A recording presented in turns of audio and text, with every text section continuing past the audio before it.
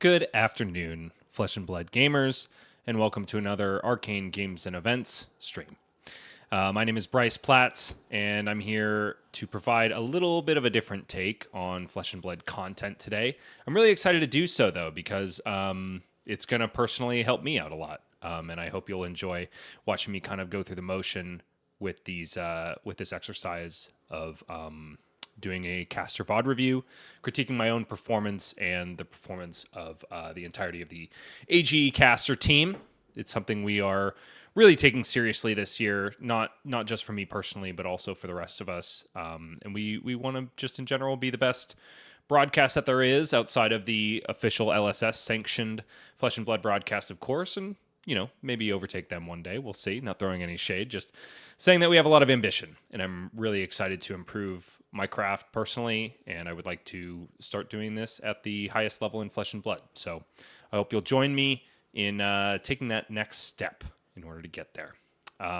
Before we get to the business of VOD review, I'd like to do a little bit of house cleaning here, so please bear with me through a couple of plugs. First of all, join our Discord. There you can see deck lists, show matches, and communicate directly with a lot of the amazing players that you see every single month on the AGE circuit. I myself am there, along with members of the Pitch It To Me podcast, the Attack Action podcast, team members from Top Deck Keep, Arcane Games and Events Pro Team, etc. It's a great place to interact with all the fantastic folks at AGE. Next, in case you are living under a rock, Los Angeles and the greater LA area in general were affected by really horrible wildfires. Over the last week, it was kind of 48 hours of really intense uncertainty and a lot of loss, unfortunately. So if you happen to be in a position to provide time through volunteering or money via donations or other material goods, please go to socalhelp.age.events. There we've compiled a couple resources that I think are going to be really useful for you to kind of give to a community that has had a lot taken away from it. If you happen to be in that position, please go ahead and visit that link and see what you can do to help. Thanks so much. Next up is the AGE Pro Team streams. They're coming back, folks, exemplified by my being here today. We're really excited to get our whole cast of characters back online. We took a bit of a holiday hiatus because the World Championship in Osaka took a lot out of us. And also, the holidays in general are just kind of busy for everybody all around. So it was an unintended break, but it was one that I think was appreciated by myself and other members of the team. So probably going to keep that up so that we can come back at this hobby nice and healthy. Next up is the AGE Open Series, of course, which is back. We're going to get another look at the January AGE Open that just happened at Top Deck Keep 2 Saturdays ago now, January 11th. I can't even, no, not even one Saturday ago. The next one is coming up on February 1st. It's going to be back at Top Deck Keep in Riverside, California. And it will be Hunted Draft. So if you've been keeping your eyes on the world premiere, we're going to start playing with those really cool cards, and we're going to cover it in the same exciting way that we did last season with Part the Misfail. That's right. Justin has been hard at work at the programming keyboard. I assume not just playing Minesweeper for hours, but mainly getting the RGE back online. So us casters are really excited to be able to manipulate those cards before your very eyes and analyze these limited decks that the players are going to be putting together at the feature draft table. Don't miss it. Tickets are on sale now at www.age.events. And finally, very exciting project that we have finally lifted off the ground. That's right, it's AGE East. We are moving to the other coast, and we're going to be coming to Great Stories Comics and Gaming in Whitensville, Massachusetts on February 9th. That's going to be the first open of a series, just like we have here on the West Coast, for the East Coast. You can buy tickets at east.age.events. Now, if that link takes you to Great Stories website, that is by design. This first one is going to be a little weird just because the RTN schedule was pretty daunting to fit ourselves into. So we are going to be bolstering Great Stories RTN, which is going to be a hunted draft. So the only difference between this and a normal Road to Nationals is that we will be there streaming it. Myself and the other hosts of characters you've come to know and love are going to be casting it remotely. And you will also be gaining Arcane Games and Events points, qualifying you for an Eastern Players Championship at the end of the year, in addition to all of the normal Road to Nationals prizing. So your tickets will be bought directly through Great Stories. It's going to be exactly like a normal RTN with a little bit of a bonus. So we're really excited about that. We're so stoked to be coming to the East Coast, and I hope you will join us for that if you are in the area. Okay, now let's go ahead and move on to the main topic of the stream. We're going to be doing a caster VOD review, as I mentioned in the description. This first game is going to be round 6 of Swiss from the AGE Open Series in January. And because the main purpose of this is to critique the casting, we're also going to watch the intro that myself and fellow caster Michael Murray will be doing at the outset. So apologies, you'll have to suffer through that because that is part of the bread and butter of casting, and it's something that I actively very much want to improve. I did, if this format looks kind of familiar to you, it's because I'm completely ripping it off. I'm stealing it from Mitch Ubershouts Leslie, who has done a ton of these exact style VODs for casting review back mainly when he was doing Overwatch League. And he's a close friend of the show, casts with us from time to time. He also did a very personal private VOD review with me at my home somewhat recently and was instrumental in me leveling up and adopting a lot of the philosophies that he has kind of honed and made part of the flesh and blood of his casting over his illustrious decade of a career. Kiwi Stalker is in chat asking, when's the March one? We don't know quite yet, Kiwi Stalker. We're going to get that date out to you as soon as humanly possible. The main objective was to get January and February on the books, and then both for AGE West and East. We will be fine-tuning our schedule and finding our opening for March very soon. We anticipate it being a little bit easier than February because of all those RTNs that have made things so difficult. Difficult and fun, I should mention. Okay, cool. So as I mentioned before, this is, excuse the really awkward choice that I made for the starting frame here. That's Michael Murray and myself fading into the background of the shot. This is round 6 of Swiss, which was the final round of Swiss, and it's going to be Anthony Pham versus Zachary Wallach. Now, I will be asking for a little bit of help from you guys.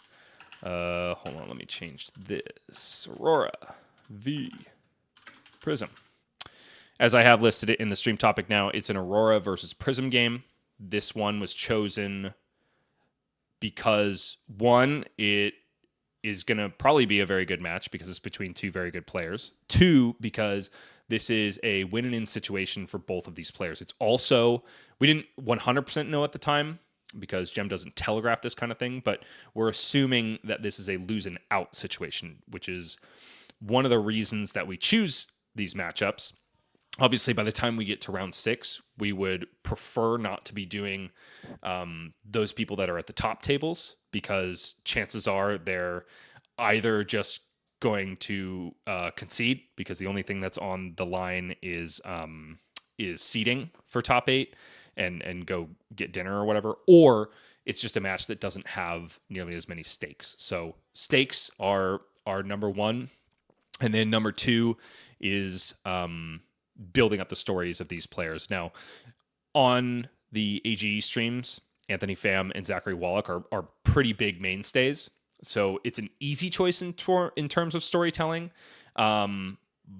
So like maybe that is peripheral to the reason we chose this match. The main reason is the stakes that are involved. And it never hurts to have some usual faces, especially when one of those faces is the reigning players champion, which is also why we chose Zach for round 1 up on stream. One thing I will ask for help from, one thing I will ask for help with from chat is this section down at the bottom left hand of your screen, the BBWs. That stands for Bryce's bad words. I'm trying to identify words that I need to never say again, or at least all throughout the next AGE Open. For those of you that know me best, know that I have a real issue with the word ostensibly. That was one that I almost was able to eliminate for all of the January Open. I know I snuck one or two of them in there.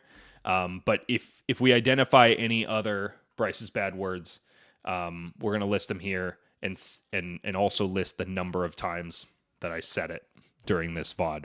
So I'm putting myself and the words I choose on the chopping block because I always want to be evolving my diction. I never want to be in a situation where you feel like I'm just saying the same words over and over again. You know, I don't want to be a critical pop-off kind of guy, if you know what I mean. No shade to you, Brian Gottlieb. But, okay, without further ado, let's move on with the match. Please let me know if you're having issues hearing the video. A philosophy, not so much. Tyler Horspool just gave us a showcase of what that Dash.io can do despite having a lot of power cards.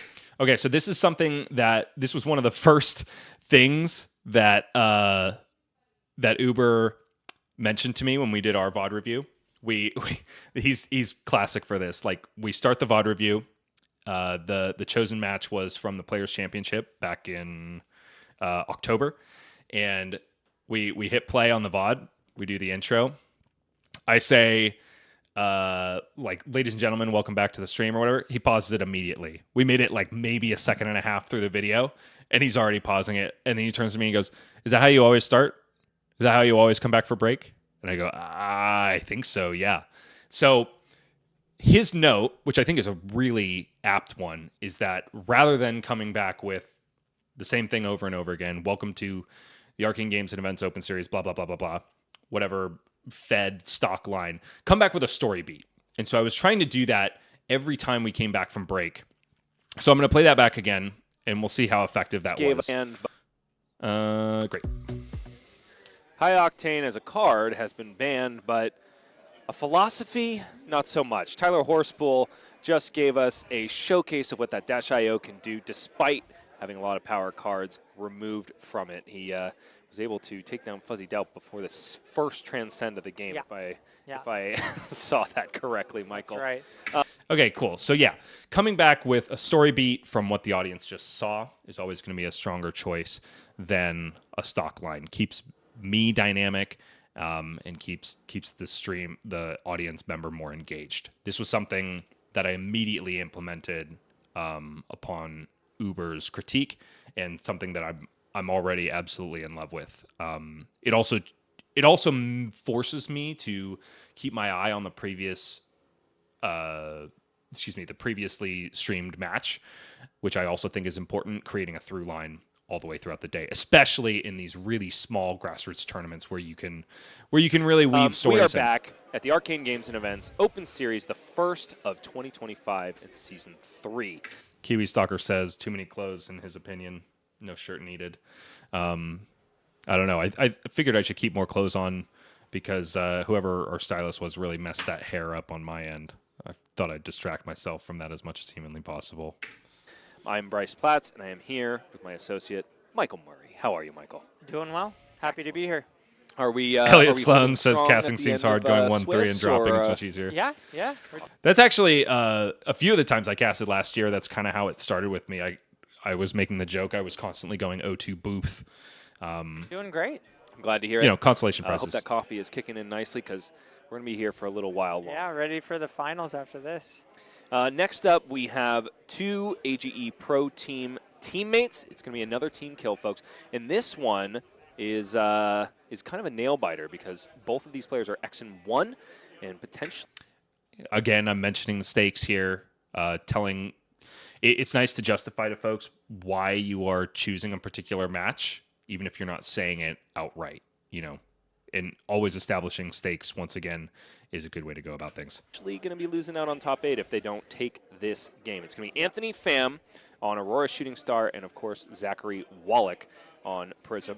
Let's take a look at Anthony's profile. What do you know about Anthony? This is something in general that we've been trying to get down-packed a little cleaner, is how do we introduce these player profiles, especially because the casters don't have access to these on the little stream deck that's in front of us. So it takes a little bit of a verbal cue dance between myself or whoever's in the driver's seat and Christine or Justin, whoever's sitting behind the computer. And I think we did this a lot better on this go around. So I'm proud of that.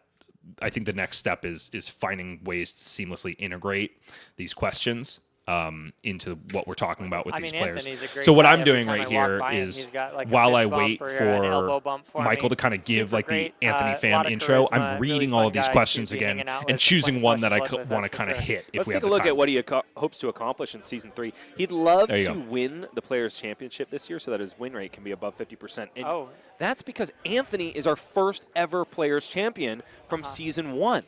Reiterating, like, we want to reestablish stakes. We also want to reestablish who these players are in everybody's minds. The fact that we have the reigning Players Champion facing off against the first Players Champion was also a reason for putting this match on screen. Yeah. Oh, wow. And another interesting thing about this matchup is that Zachary Wallach is the reigning Players Champion. So not only is this a win-in, yeah, exactly. It's a win-in for today, and also bragging rights between the two champions. Yeah, that's great.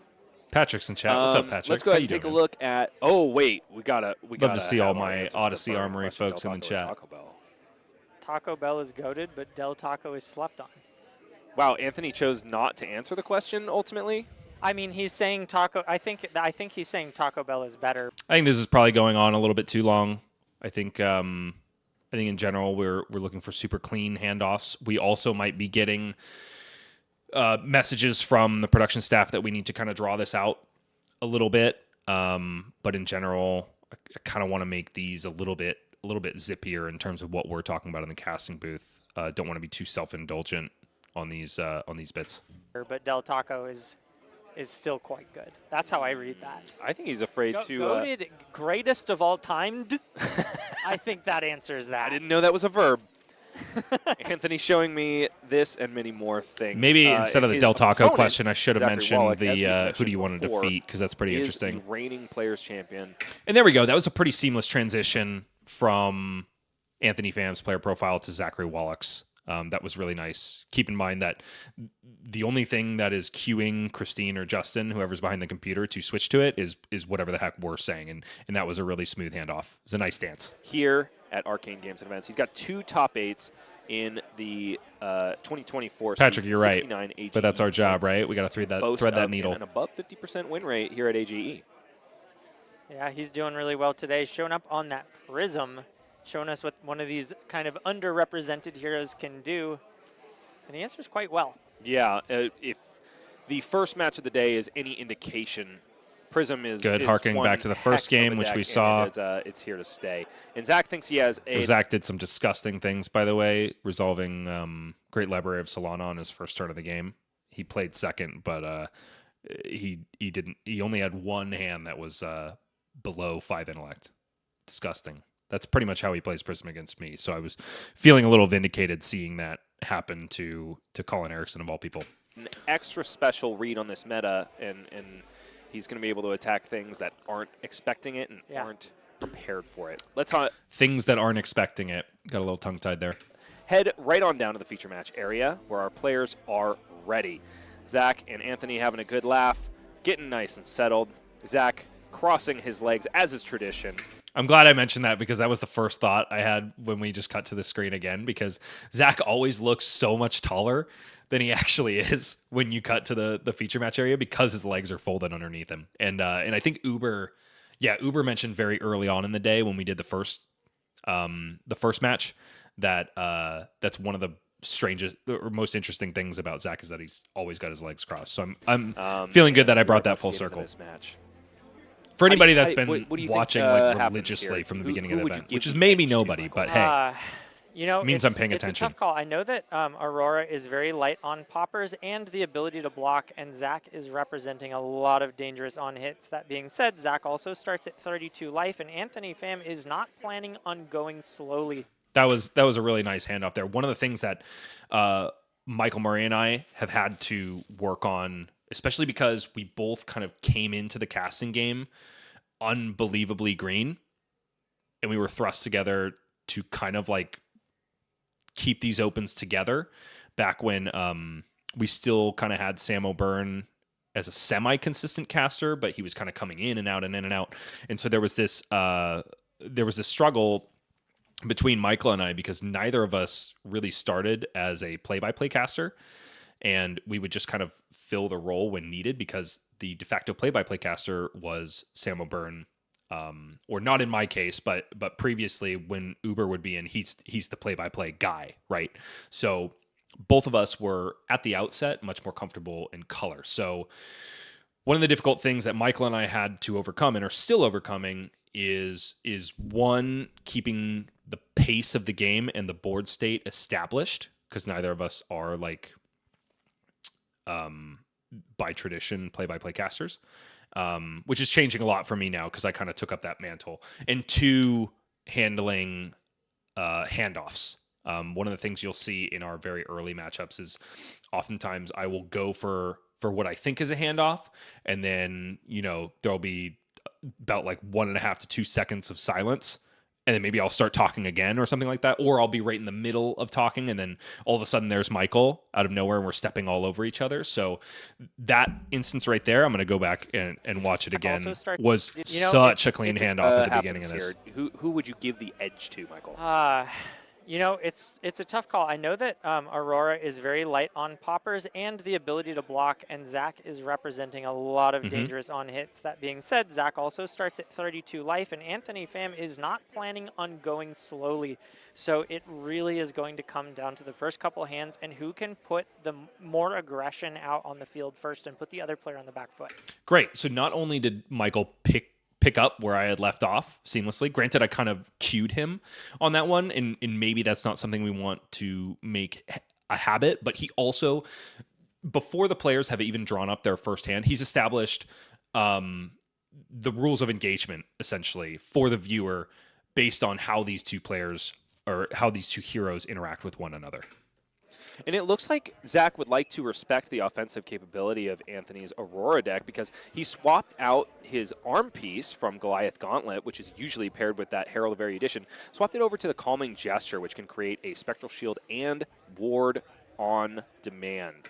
Okay, so we're not doing the super traditional thing where we go like, okay, they flip up the equipment, we take a look at the equipment, blah, blah, blah. We want to do that, but maybe some of the things that we've talked about is kind of cutting to the chase, get to the finer points of what's in the equipment suite sooner, especially when the players have already put in action on the board and things are underway. So rather than spend a whole lot of time there, especially because we've already had a Prism on stream earlier, and it was Zach, and we really delved into what is Empyrean Rapture, et cetera, et cetera.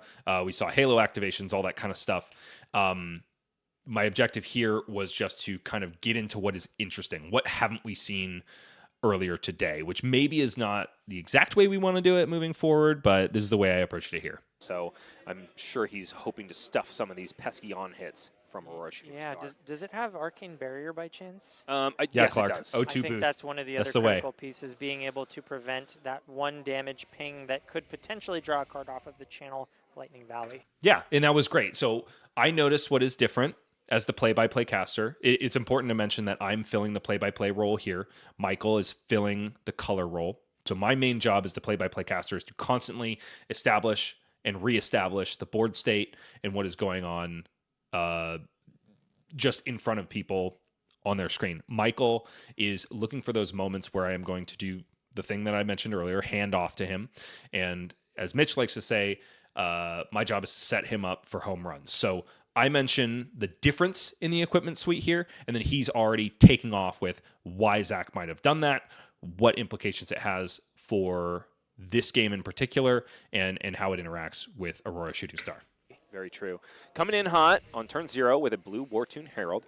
Anthony wants absolutely nothing of it. Here's a clean 5 block, which is a little bit risky because there's plenty of Angelic Wraths to get over the top of it. Followed up with a Wartune Herald in the yellow. Already getting a nice piece of equipment block from Anthony. I'm sure he's happy to see that. Okay, so I didn't mention how much power the second Wartune Herald was coming in for. Not egregious. Understandably so. Or even that great library of Solana, which Zachary was able to resolve very early in his game against Colin Erickson. Call back to the first game of the day. Back over to Anthony in the tank a bit, trying to figure out this first turn. Burn Up Shock is not a bad way to start. Yeah, really strong card if you can get it to connect. If you can't, kind of a liability I've seen, especially against decks that like to block. I don't think Zachary is running one. Wow, another great handoff there. I feel a little funny saying that this is Michael and I's biggest weakness because so far I think we're 3 for 3 here. So I mentioned the first card of Anthony's turn. I also indicate that it is a good start. Michael immediately takes off with that and says, yeah, sure, it could potentially be good or it could potentially be bad based on whether he's not able, zooming out just a little bit, telling us the implications of the card. One of the things that I didn't do here was basically read the card out, which granted we've had a couple of Burn Up Shocks resolved throughout the day, but my job as the play-by-play caster is to kind of tell people what these cards do, especially the first time we see them each game. That was one of the biggest weaknesses I had in the VOD review we did with Mitch not too long ago. One of those. And it looks like Zach has found a shoulder, but besides that, a bit of a player camps were a little off throughout the day. I saw at least one no block and also a Figment. So that's 2 no blocks. One is going directly to the pitch zone. It's a Figment, no less, so he would much rather have that in his deck rather than in his hand. So off it goes to protect some Arcane, as Anthony follows up with a Ravenous Rabble 4/4 because we revealed a red card on the top of the deck. Cool. Kind of established what that card does. Sam here kind of putting on the pressure right away, demanding cards from Zachary, putting him on the back foot to start. Another great handoff to Michael, even though he didn't have any really amazing things to say analytically, he still took up the mantle when he detected that I was putting it down, and kind of just in general mentioned how this start was for Anthony. Zach's going to go ahead and cover that up with a 3 block and also the Phantasmal Footsteps, paid for by the 1 resource floating after pitching the Figment of War. Anthony closes the chain, following up with an E-Strike. He didn't close the chain. What am I talking card about? From his hand. He elects to choose draw a card to refresh that arsenal. I guess he did because he put the Ravenous Rabble away. Over to the next turn, electing probably to choose the card, which is ostensibly 3. Elliot Sloan asks, is the card reader automatic? Is the card reading automated or manual? Back in the day when I would watch MTG, having a really accurate card pick was so helpful as a viewer. So Elliot, it is manual, and it's built by Justin. It's part of his broader RGE program, and it's really cool because it's also integrated with our life totals and the caster names, the players' names that are on stream. So I got to run the card reader once during the Henry Vincent game. Who was on Vincent? Oh, yeah.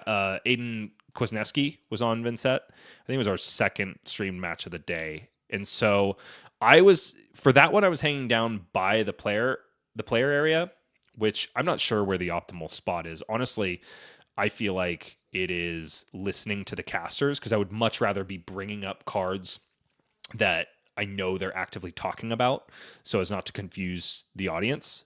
But one of the things that I really enjoyed about being at the player area was that I could see arsenal cards and cards in people's hands a lot better. So sometimes what I would do, especially for Vincent at the end of each turn, I would call up the card that is in Banished, as kind of a reminder that this card is available for play for rune gating. What I would also do is I would spot arsenal cards, and I would try to slip those in when I thought they were about to be relevant, especially if the Dory was sitting on a defense reaction, and I had I felt like I had given enough credence to the card that was on the active chain link. So, short answer to your question, it's manual. Long answer to your question, I'm really intrigued on the specific ways in which to use it and the best way to give the audience the best viewing experience that they can have based on the tools we have available. 3 value over the 2 value pump that is written on Easter egg. Here we go, Anthony drawing a Now card. Zach is faced with the question: 9 damage to your face or ship it? It's a curious. It's really curious here. If I'm sitting in Anthony's seat, I almost wonder if I would have gone buff power here because I know Zach is sitting on 2 cards left in hand, and I'm almost positive that they can't block for more than 6 together. Even if there's like a soul shield or something, like the only way he's able to completely block this out is if it's soul shield from Arsenal and then also a 3 block. So it's curious to me. Like I think if I'm sitting in Anthony's seat, I definitely would have considered buff power to slip through the rest of that burn up. Block it all out and say go again. And it's a really difficult question for Zach because... Oh, but he did have that all you got. He didn't have the card block in his hand, but he found himself a that all you got for the Arsenal on turn 0. Wait, I'm saying he didn't have it in hand. Buzz. Go again. Was it a non-block? Your Hold face. on. Show me, Zach. And now It is Zach- an angelic wrath. Zach, Okay, cool. I did call that because right. He found himself a wish he had given that thing +2. Yeah, being able to keep a And I card mentioned that there. is really good for Zach. Probably just going to Arsenal and pass, but at least it gives him more cards to work with on the following turn. And we've talked Okay, kind of like a nothing comment from Michael there, which I would much rather have than him say nothing, which is kind of a problem we've had in the past. But yeah, maybe I don't know how we could zoom out there. Maybe talking about the implications of the burn up hitting and Zach essentially starting at 28 life rather than 32, which is already really low. I don't know what we would do there. But in general, our approach is always going to be how can we make it so that whatever comes out of our mouths add the most value to the broadcast and to the audience member, which is something we're working on. And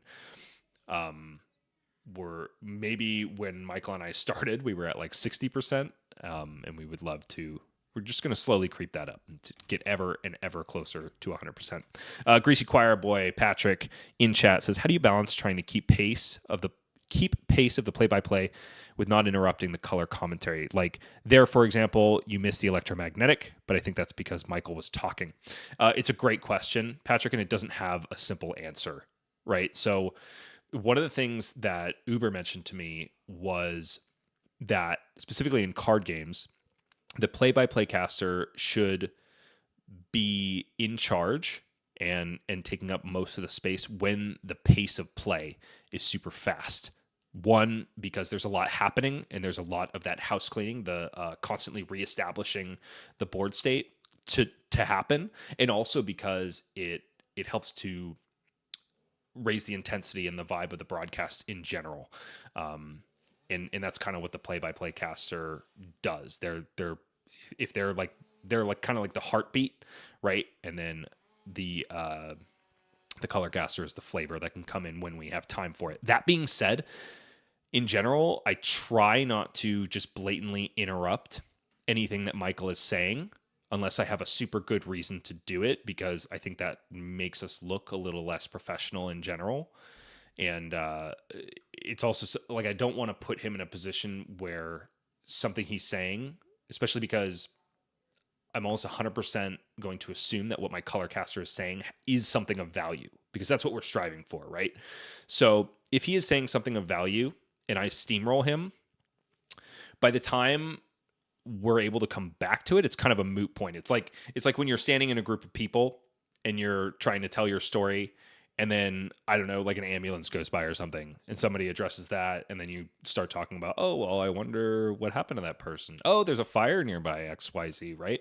And by the time it's quiet enough for you to resume your story, it's like, who cares anymore, right? So I never want to put my color caster in that position if I can. That being said, if what he ultimately ends up saying is completely irrelevant and and don't get me wrong, I've been in a situation as a color caster where it's like, please rescue me from what I'm saying because I started this sentence and I didn't know where it was going, then my hope as a play-by-play is to understand that and pick it up and keep pace of the It's game. about the efficacy of those angelic wraths, giving Prism access to the Dory mentality, the poker face, the ability to cheat out on hits, which are presented on every single one of her Herald attacks.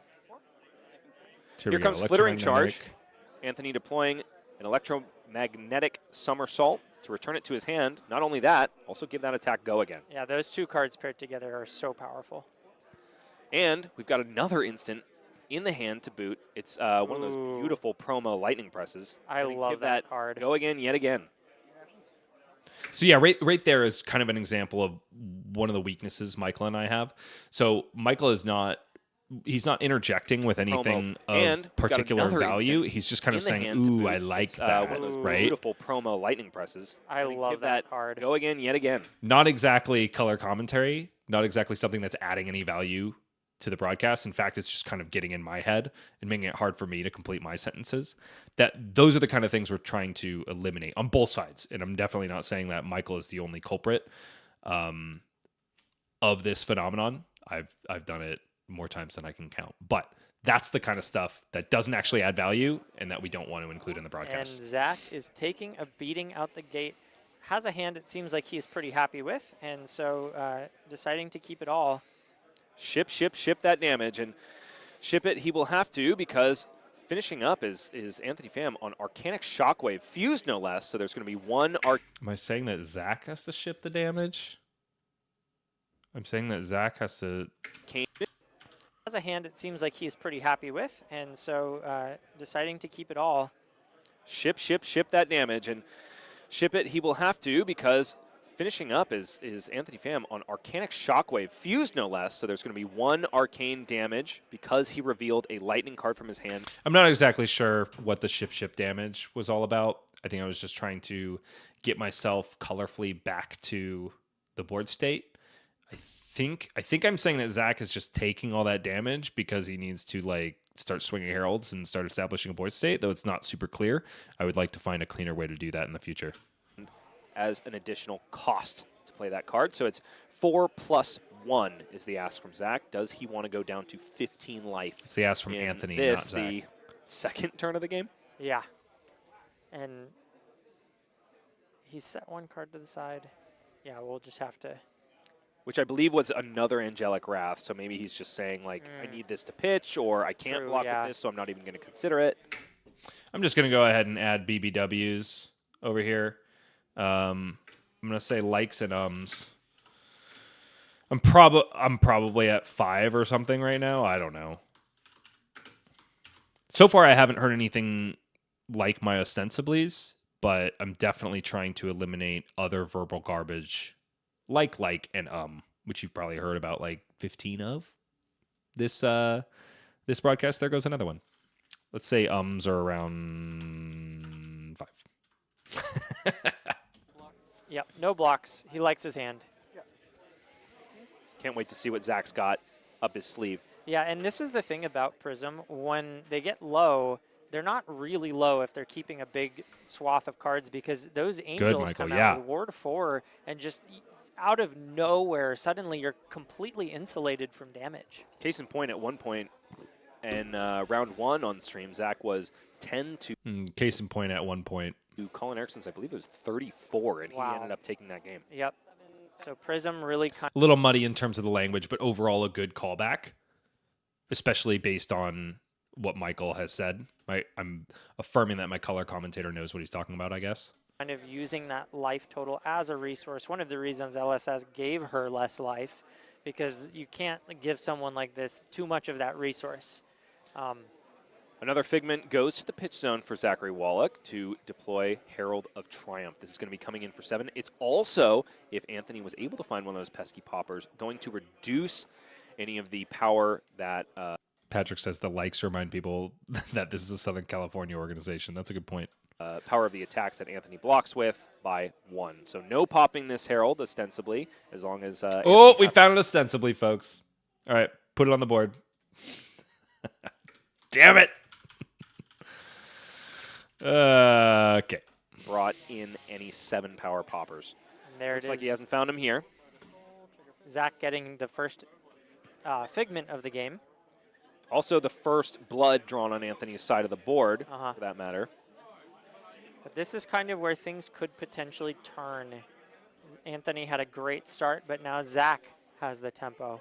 And so he elects to choose probably the most notable and powerful figment in the. I had to get that out faster. I knew I was sitting here waiting for the figment so that I could talk about which one he chose.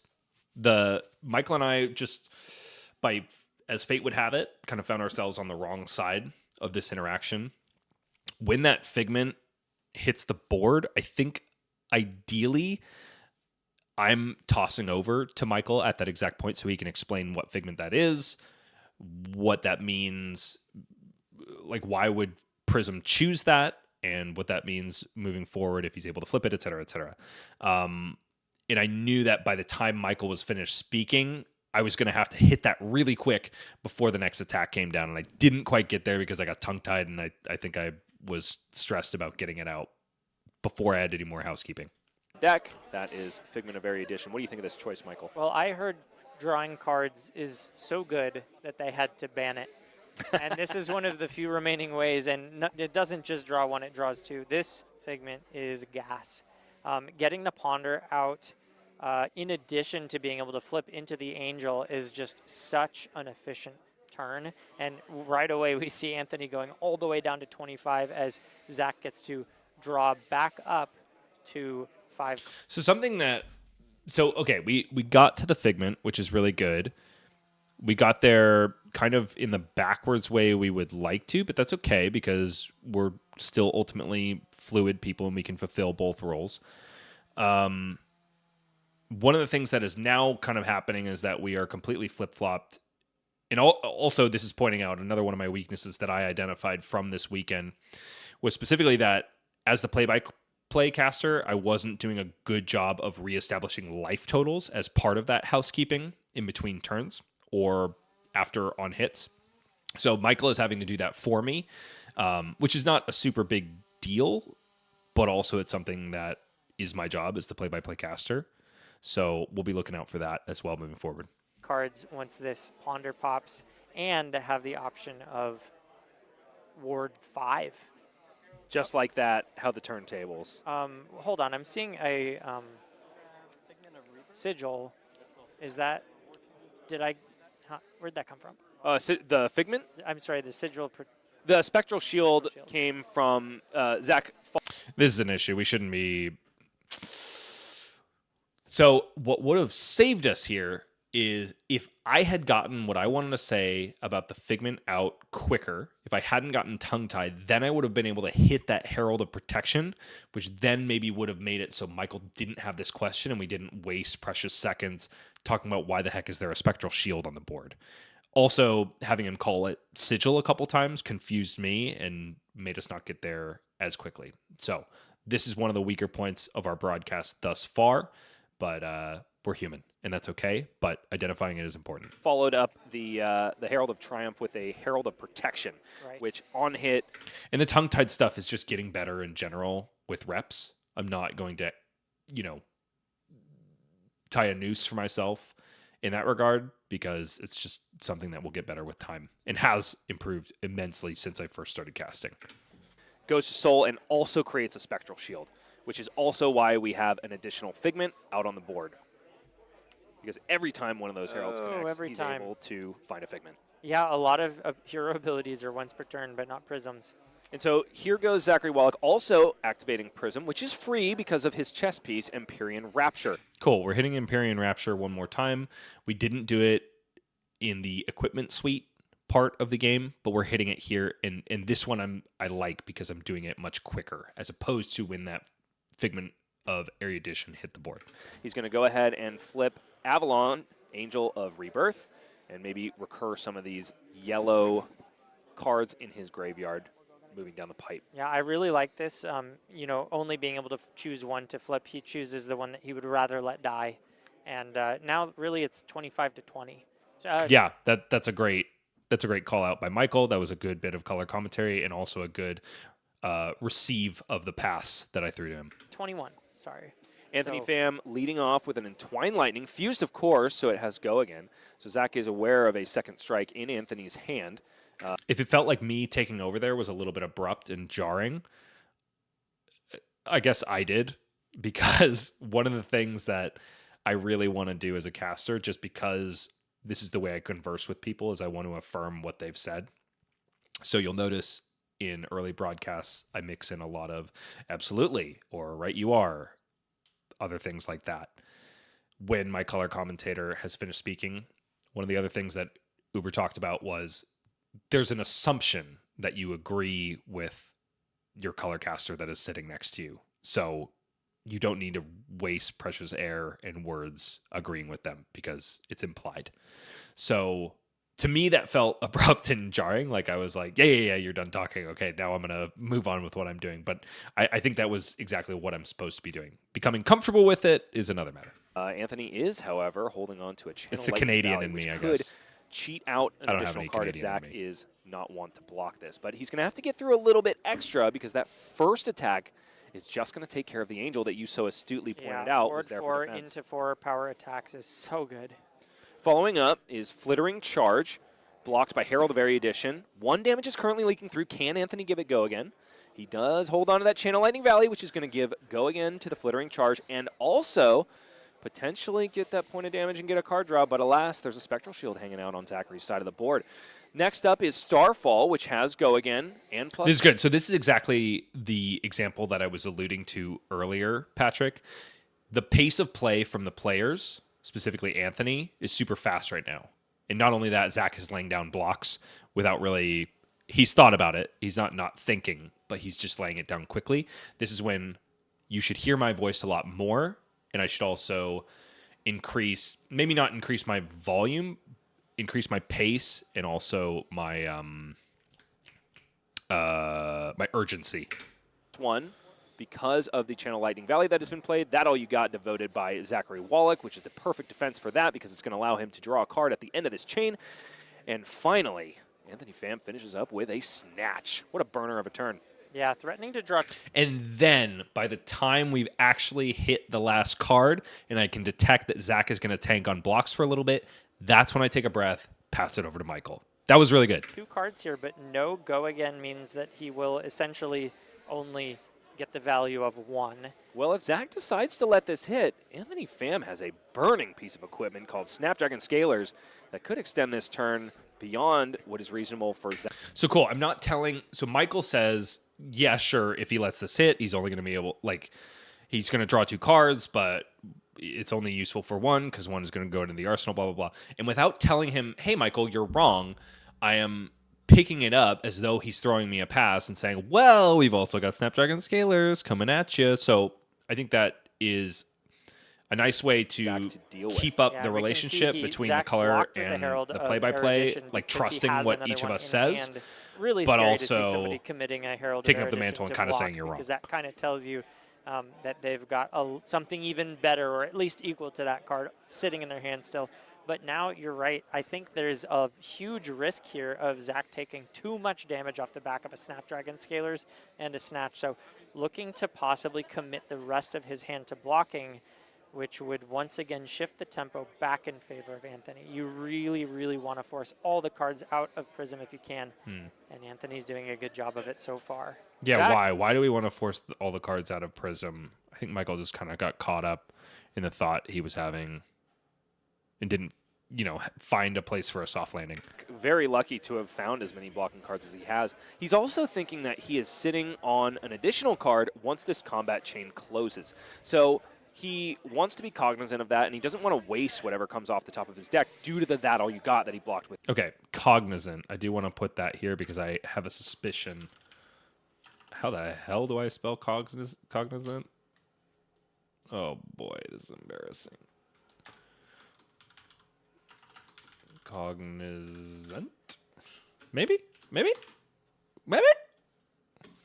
With earlier in the turn. That being said, you just cannot give 2 cards to Aurora who is representing an action point on board. Yeah, the power of that turn. Okay, cool. I'm glad I mentioned that because he is going to have an extra card that he might not be able to do anything with because he doesn't know what it is. Even though he didn't get any damage through, was Oh, he's definitely... Oh, this is something I need to mention here as well. He's definitely going to know what he can do with it because no matter what color it is, he's going to be able to send the War-Toon Herald that is sitting in his arsenal.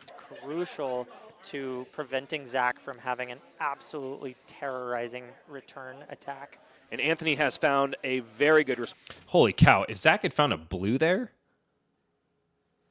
I guess Anthony would have... No. If he had found a blue there, he would have been able to pay for the Sigil of Suffering, make the War-Toon Herald hit, as long as that's still how Anthony wants to block. He would have denied the Channel Lightning Valley trigger, and he likely would have been able... Well, he definitely would have gotten another Figment, and he also would have been able to Empyrean Rapture out the Figment of Erudition and swing it. Oh, but...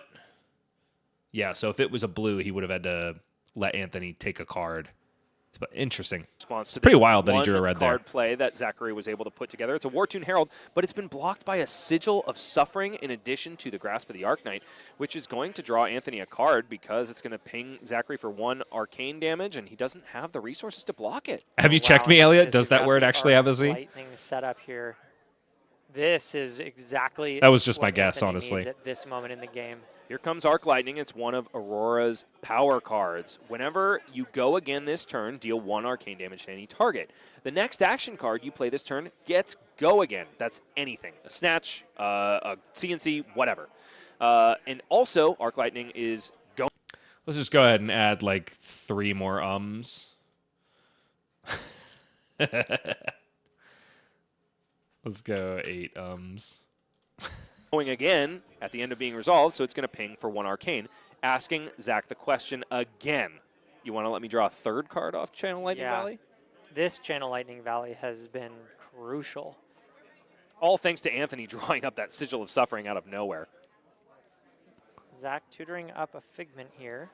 Yeah, we wanted something a little bit more impactful from the color there, I think. What could we have said?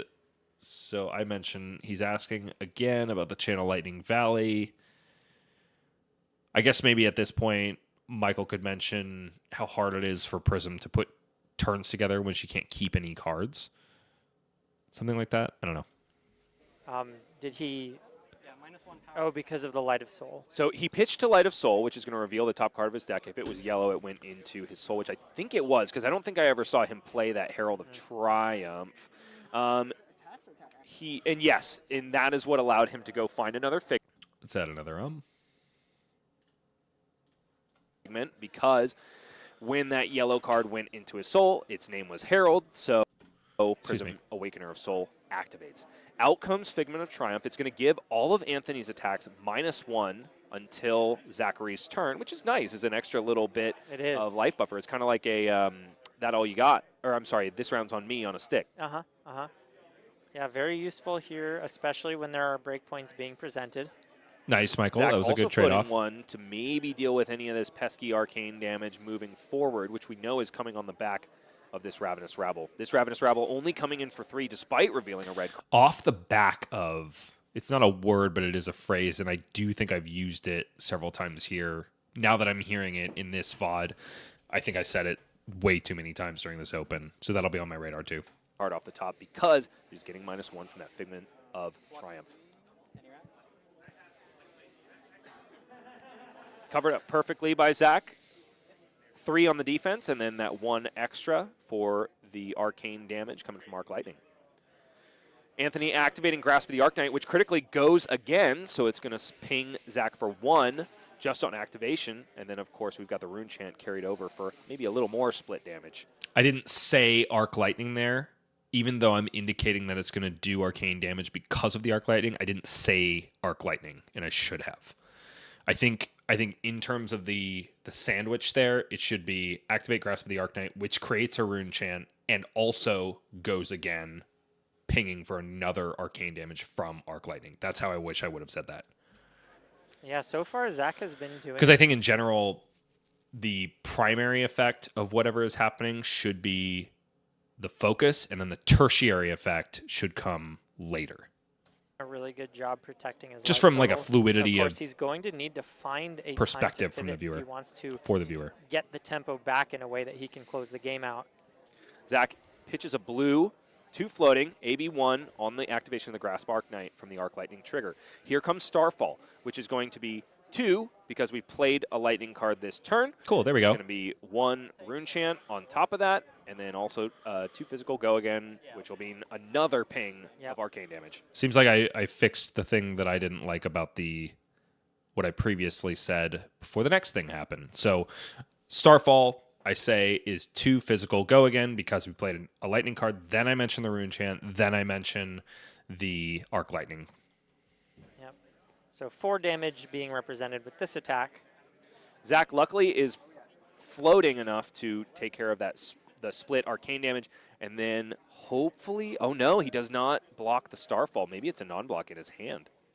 So Anthony is going to draw for Channel Lightning Valley. That's a 3rd card that has been drawn off of Channel Lightning Valley. Yep, and it looks like he got a Sigil of Solace, which, while isn't a tempo providing card, is an instant, which is nice in the context of, you know, being able to weave it into the rest of the chain. Looks like he's opting in. Okay, so Michael got a little tongue-tied there. He was really looking for probably the name of Flittering Charge, or maybe it's important to mention there that it's one of those cards that just prevents you from IPing yourself because you're drawing so many random cards from Snatches and Channel Lightning Valleys.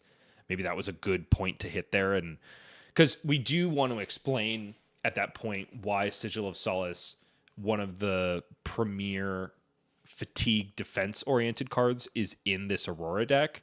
I think that was a good time to mention that.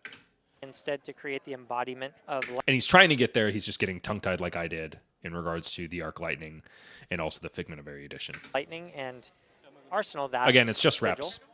So this might look like a weird play, right? Why wouldn't you just play out the Sigil and then pocket the Burn Up Shock? What Anthony is doing is making sure that he has 2 lightning cards in his pitch zone so that he can put another flow counter on Channel Lightning Valley and keep it around for another turn. Yeah. Cool. That was a good point that I hit. Again, one of the nice things about being fluid in our approach between play-by-play and color is that while Michael is making a point, I can also take up the mantle and constantly be scanning the board state for interesting things. So Anthony drew that card rather than playing out a Sigil and instead pocketing the Burn Up Shock. He decides to pitch it, keep that Channel Lightning Valley around for another turn, which is, yeah, probably correct.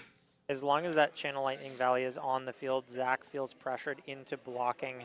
And as long as Anthony Pham is chipping him through all of that, it's really, really dangerous for Zach. He needs to find his footing here. But attacking with the Figment of Erudition. Yeah, so right there, that was a super good color point for Michael. And it came at a great time because we were transitioning from Anthony's turn to Zach's turn. At this point, that's when play-by-play needs to take that mantle back up because we're talking about an active attack that is on the chain now. Means he can draw some cards up. And which maybe he was waiting for me. Honestly, the time dilation of the booth is really weird. I will often watch back videos when I felt like there was like a minute between a pause that I made and what came next. And in reality, it's only like a second and a half. So maybe he was waiting for me to take it up. Maybe I was looking up a card or I don't know, something like that, surveying something else in the booth, and he decided to just keep going.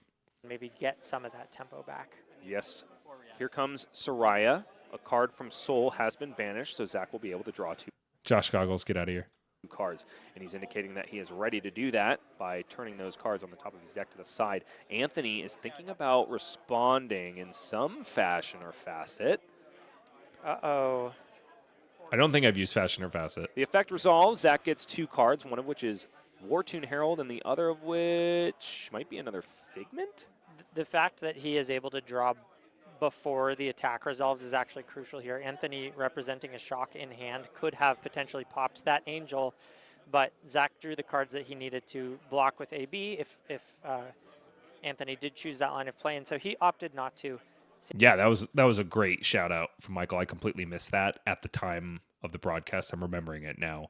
That's a really good thing to point out. He's saying that Anthony has a shock in hand, and this is at top of mind for Michael because he's an Acilio player, and he's always thinking about how can I shock Prism's Angels as they're attacking and rob my opponent of their action point. So Soraya swings. Zach gets to banish from his soul as an additional cost, I'm pretty sure. And so because he banishes as an additional cost before the attack is actually resolved, he's going to get to draw those cards before Anthony's able to deploy a shock, which means that Zach can always pitch cards instead. I'm just realizing he drew 2 Figments this turn. No, sorry, he drew the War Tune Herald and another Figment, but he essentially had to pitch 2 Figments this turn. That's wild. Seeing as it would have just been covered up anyway. And Anthony demonstrating why he chose the Balance of Justice for his headpiece, because he's going to be able to activate it here. Balance of Justice, there was so much speculation about whether it actually sticks around after the banning of the books and Art of War, but we've seen it resolved for its effect twice today. Yeah. Against 2 different heroes. I'm going to give myself another So despite Zach throwing something Anthony's way, Anthony is still staring down. If you're joining late, the 5 cards. BBWs stand for Bryce's bad words, Damage things I overuse and maintain a might 5 want to card hand. eliminate. He still has Snapdragons to Scalers, and he has Channel Lightning Valley out. So we are looking at another absolute bomb of a turn from Anthony. Here comes Shock, Burn Up, both sides resolved. Zachary Snap pitches a Figment of Ravages into the pitch zone Zach's to pitched cover up the so arcane many from the Figments shock. this game. It's Which means crazy. he has 1 more floating to devote to those Phantasmal Footsteps after Anthony sends E-Strike. I didn't catch the mode, but I imagine It was draw a it's card. draw a card? Yeah, okay, cool. With the embodiment, I think that's a really good call on Anthony's part. 1 card, 5 go again is very powerful. Zach saying just the Phantasmal Foot. Did he take the damage there? He blocked it with his Angel. He blocked it with the Angel, thank Yep. you. Okay, and that was me dropping the ball on play-by-play for sure. I should be aware of all of these things that are happening on the board state because the board state is my domain. So 4+1. So all covered up. Moving on to the next chain link here. Looks like Well, I wonder what I was talking about and if it was important enough to miss And something he still like has that. Snapdragons to Scalers, and he has Channel Lightning Valley out. So we are looking at a We should be mentioning that Zach is snap blocking the Arcane here, not only because he has a Figment in hand, but also because it threatens Soraya, which will get way more value blocking physical damage. another absolute bomb of a turn from Anthony. here comes Shock, Burn Up, both sides resolved. Zachary Snap pitches a Figment of Ravages into the pitch zone to cover up the arcane from the shock, which means he has 1 more floating to devote to those Phantasmal Footsteps after Anthony sends E-Strike. I didn't catch the mode, but I imagine It was draw a it's- card. Yikes, so I missed 2 things. First of all, I missed the mode. I missed the fact that Anthony had drawn a card. That was something I should have been able to catch. Or at least I could have just assumed based on the play line I saw in front of me. I was too hesitant to do that. I also, and because I missed that and I was reeling from it, I also missed the Angel going to the bin. So I think the lesson here is don't get hung up on your own mistakes. 1, because it's not helping you anymore. Like the moment is gone. Forget about it. And 2, because it causes you to miss things down the line. So that's another thing that I'm working on. I think there's a lot of pressure to not apologize for the things you miss, but like recognize that you miss them, because I think the implication is that it reestablishes you as somebody with authority because you know that you're messing up. Or maybe it's just an insecurity in general of mine of not wanting to be wrong. But in general, I think I don't need to call attention to my mistakes. I need to move on from them as quickly as possible so I don't make more of them. Draw a card? Yeah, okay, cool. With the embodiment, I think that's a really good call on Anthony's part. 1 card, 5 go again is very powerful. Zach saying just the Phantasmal Foot. Did he take? I think for Michael, if we were to do an MBW, Michael's bad words, maybe powerful, specifically with this game, is no good. I think a lot of his color commentary, powerful has been doing a bit too much heavy lifting. I'll say, for example, here, a chosen mode is Enlightened Strike. He says 1 card 5 is powerful. That's the prowess of analytics that we have here at AGE. No, we can improve that a little bit, I think. Take the damage there? He blocked it with his angel. He blocked it with the angel. Thank Yeah, you. so 4+1. So all covered up. Moving on to the next chain link here. Looks like Anthony has found himself without enough sources of go again. Neither of those cards Yeah, in this hand. this is looking like a Snapdragon's play here. So yeah, right there, I'm getting to the point, and Michael is trying to step on me to get to the point. That's another thing that shows how green Michael and I were when we first got into this, and how we maybe built in some bad habits that still need to be eliminated. Here. Maybe? Okay, So he play-by-play goes is for the already Starfall. making the point. Huh? It's not Color's job to It jump would in be and interesting finish to go the for the point Starfall mid-sentence, because he right? can't. It won't have. Oh no, it will because he resolved the shock. My mistake. So next Oh, up is boy. Lightning Surge, currently without go again, but we're still holding on to the Snapdragon Scalers. We're going to call this my worst turn Yeah, of this. and I mean, maybe he has a blink in Arsenal, this but game. aside from that, I think we're seeing the Snapdragon. Yeah, that's 3 mistakes. That's the E-Strike draw, the Angel dying, and the fact that we've already played a Lightning card so he can pitch to the Starfall. Against committed here. It was curious that Anthony. I'm letting it go, thumbed I his, promise. Starfall. Yeah. Because maybe he was thinking he could pitch that snatch away, but it's also entirely possible that he just says, I want to say 4 as many times as possible. It doesn't matter if I beat myself by drawing a card off of snatch and not being able to play it. Uh-huh. And I don't know what's in his arsenal at the moment, but it could be that he wants to arsenal. It's the Sigil of Solace, which I 4 think damage, I don't no go remember again, here is either. currently on the combat chain. Zach blocks it out fully. Which, if we had remembered that Sigil of Solace is in the arsenal, we would be able to say that Anthony is not going to IP himself here, no matter what, because he's got the Sigil sitting in the arsenal. And then we can give context to why this doesn't look like a weird play, going for the snatch, even though you have a card in arsenal. Fully by 6. Snatch is the follow-up. Zach only has 3 more at his disposal, which means that 5 damage is going to get through. 3 more defense. 3 more defense. Yeah. 1 for the snatch itself, and then 4 arcane damage off the burn-up. Drawing 2 cards, neither of which he can play this turn, as he is out of action points. Sink Below and Current Funnel. Anthony will be able to pitch it to Aurora if he wants to create an embodiment for the next turn. Yeah. There we go. Okay, Current Funnel goes to the pitch zone. Oh, and look at that's right. It was the Sigil. So Yep. fantastic use arsenaling that. That's the flexibility of that card is fantastic because you can play it as if you had, it's an instant. You can play it whenever the heck you want. Cool. So this was another instance where Color could have talked about why Sigil of Solace is in the Aurora deck specifically again. And we kind of missed, we're alluding to it, but we're not bringing it home.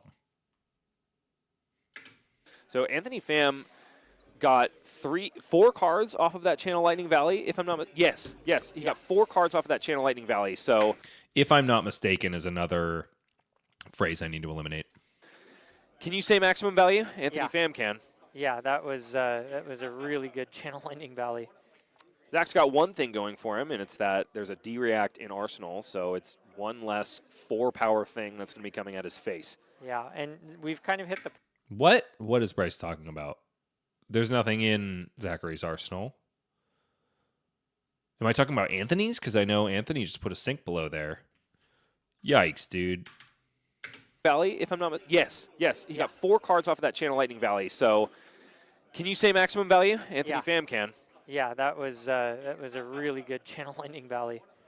Zach's got one thing going for him, and it's that there's a D-React in Arsenal, so it's... What are you talking about? Me? 1 less 4-power thing that's going to be coming at his face. Yeah, and we've kind of hit the point in the game where Zachary Wallach is at a low enough life total that I would be doubtful that he can really turn the tempo back in his favor. Usually... One of the other reasons I chose this game is because by the time round 6 rolls around, you are pretty spent. So it's a long day. And so one of the things that both Michael and I have to work on is endurance. For me, it's a very steady kind of decline as the day moves on.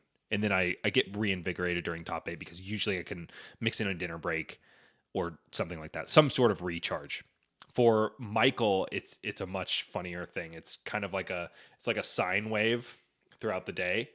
Like he'll start off great, and then he takes a massive dip. We get him some coffee, and then he's like way up here, and then back down and so forth. So Michael and I both have issues with this, but in different ways, right? So in general, endurance is something we need to work on, especially if we want to be doing LSS sanctioned shows, because they're much longer, because inherently there are more players involved, so there are more rounds.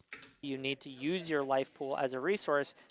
Patrick says, you're just saying he has fewer than 5 attacking cards. I think that's a fair comment. I'll have to go look at that again. He has fewer than 5 attacking cards. Oh, I see what I'm saying, Patrick. Yes, okay. Yeah, and I totally remember making this point and having it make sense on stream, but I think it speaks volumes that I'm sitting here watching myself talk, and I'm not 100% sure what I'm talking about. So let's go back here real quick. Let me see if there's a different way I could have said that to make it Anthony Pham make a little more sense. got 4 cards off of that Channel Lightning Valley, if I'm not Yeah, yes, Channel yes, Lightning Valley. he got 4 cards off of that Channel Lightning Valley. So can you say maximum value? Anthony Pham can. Yeah, that was a really good Channel Lightning Valley. Zach's got one thing going for him, and it's that there's a D-React in Arsenal, so it's one less 4-power thing that's going to be coming at his face. Yeah. Okay, yeah, so all I would have had to do was mix in, there's a defense reaction in Anthony's Arsenal. There's a defense reaction in Anthony's Arsenal, or Aurora's Arsenal, whatever. And then that makes that super clear. Right now, it's, honestly, because of the wording as well, it could be assumed that I'm talking about a defense reaction in Zach's Arsenal, because that will block a 4-power thing coming from Anthony. And that's where I got a little confused just a second ago. Remember, the target is to make things as clear as possible to the audience, no matter what their prowess is with the game.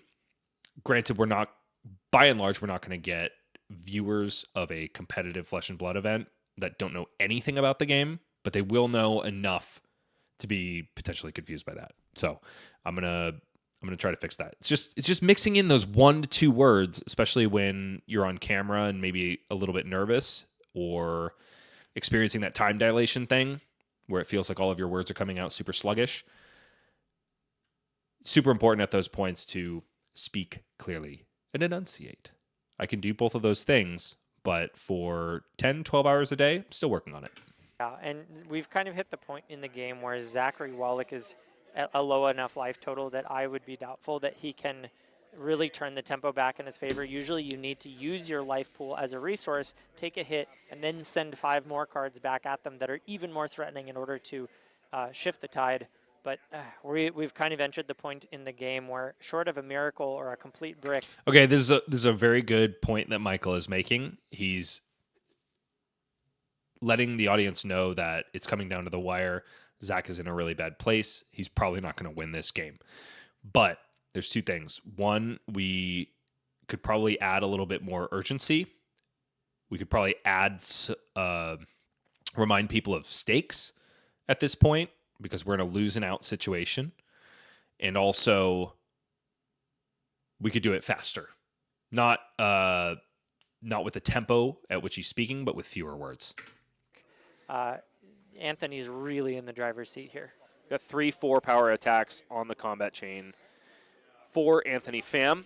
The last one will get 1 damage through. Otherwise, Zachary has blocked it out. It gets 1 damage through, and now what are the life totals, Bryce?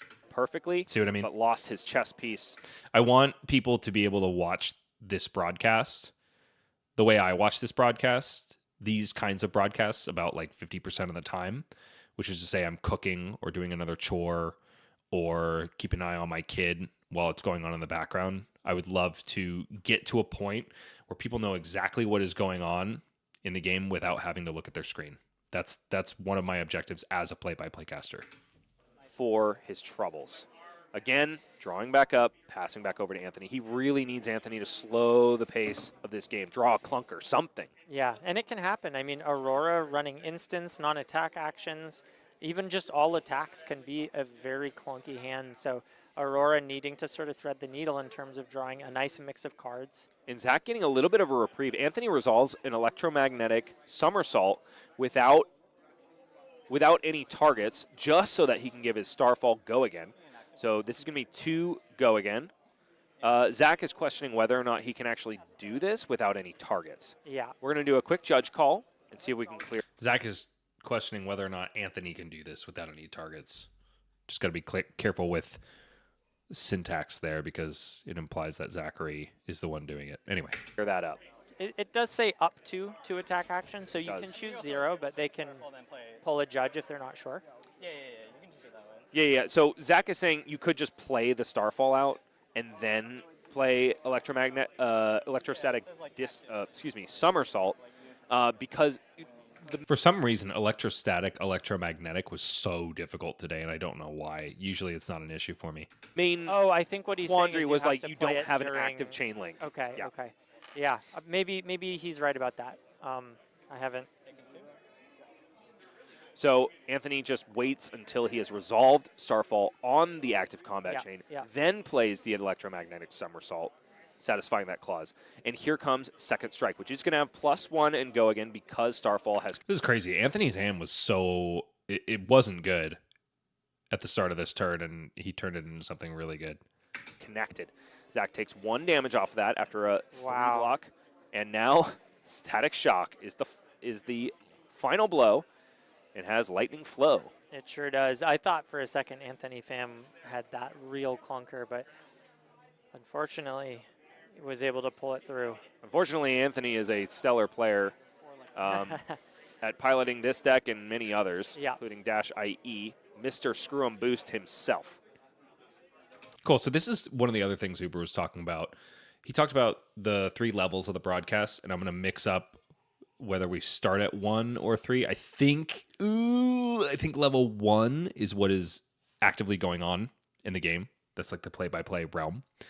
Level 2 is the players and the matchup in general. Level 3 is like the broader context of the event or anything further zoomed out. I apologize, Mitch, if I'm mixing up which side is 1 and which side is 3.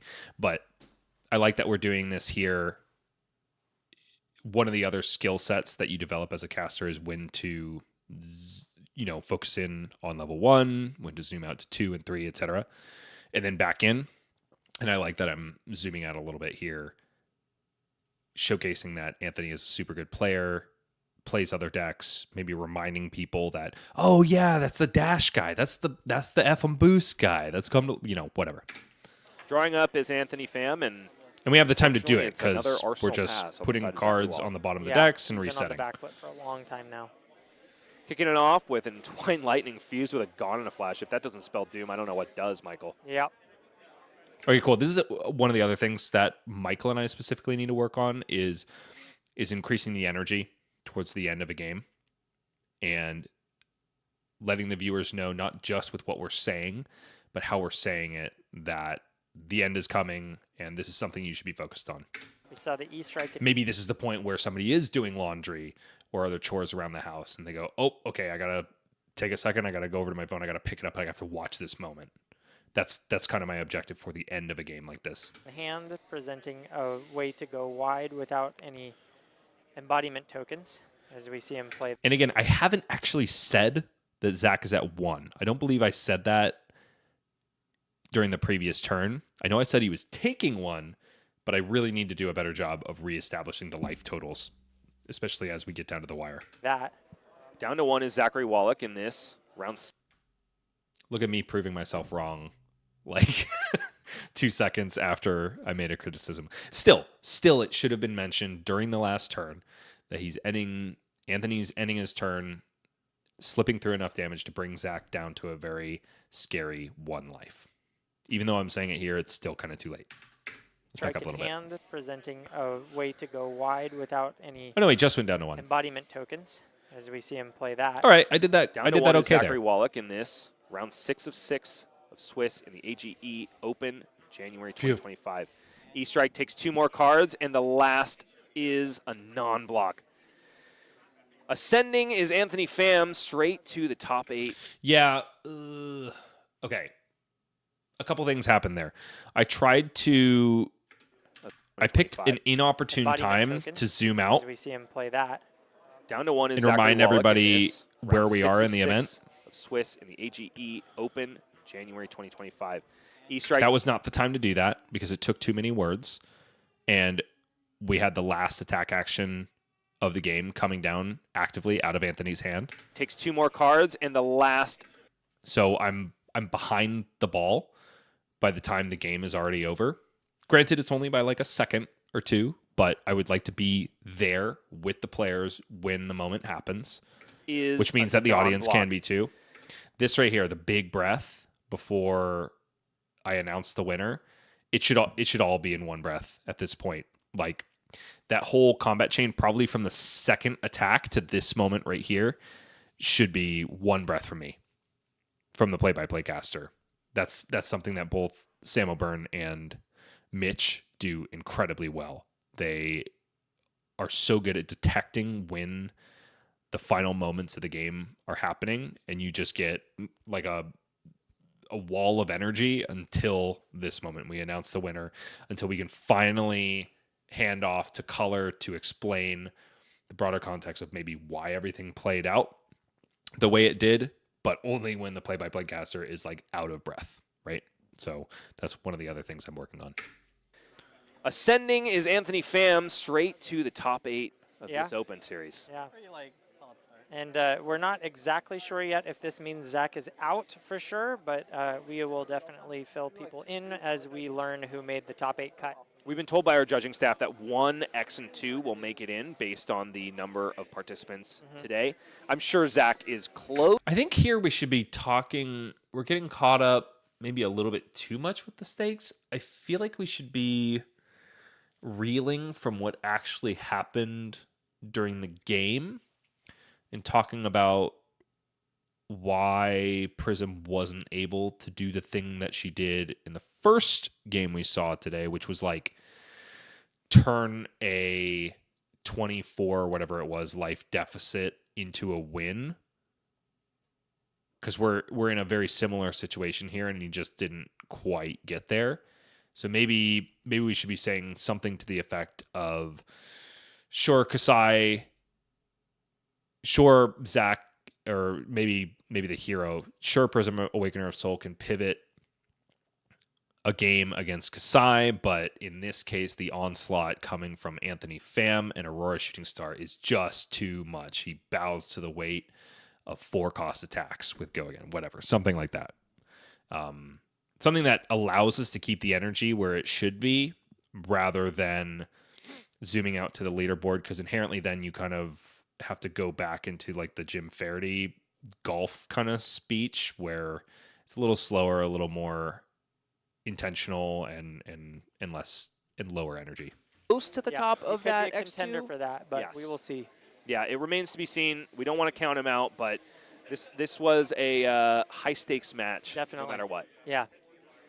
Did that go about the way you thought? And we Michael? finally no, get I there. actually thought the Prism was going to have a better showing there, and I think, it may just be that the game comes down to the way the Aurora draws. I think the Prism needs the breathing room to set up the Angels, so the Aurora has to basically not slip at all, and if they do, all of a sudden the Prism can really claw back, and it's such a tempo game that really it's just kind of a question of who's the attacker, and do you have the resources, the life points rather, to pivot and take the damage and then gain the tempo. And we saw Zachary do that one time that game, was able to flip the tempo once, and then Anthony sort of just said, okay, I'll take the damage and I'll do it back. And at that point, Zach didn't have what he needed. A lot of good to points pull from it Michael here. here. And then he drew 4 cards off of a CLV, and that certainly didn't help anything. Yeah, exactly. And 1 off of the Balance of Justice to Yeah. boot. Yeah, a lot of card draw from that Aurora.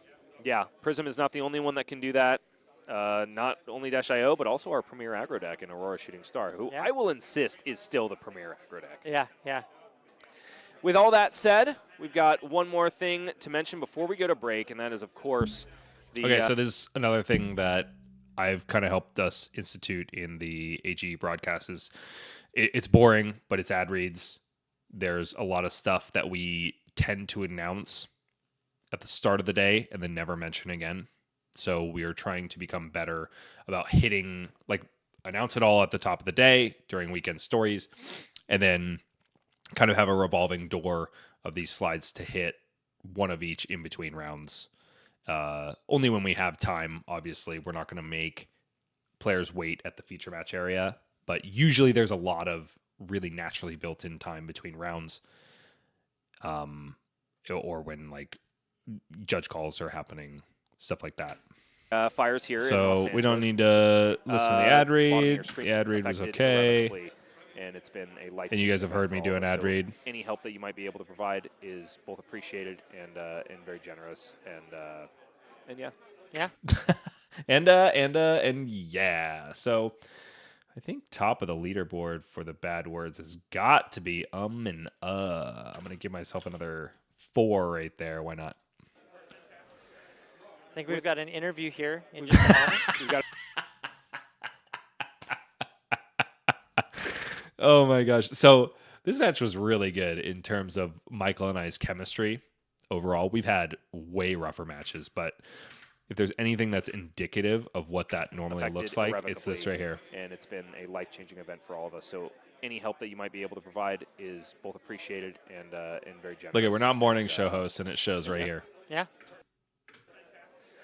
I think we've got an interview here.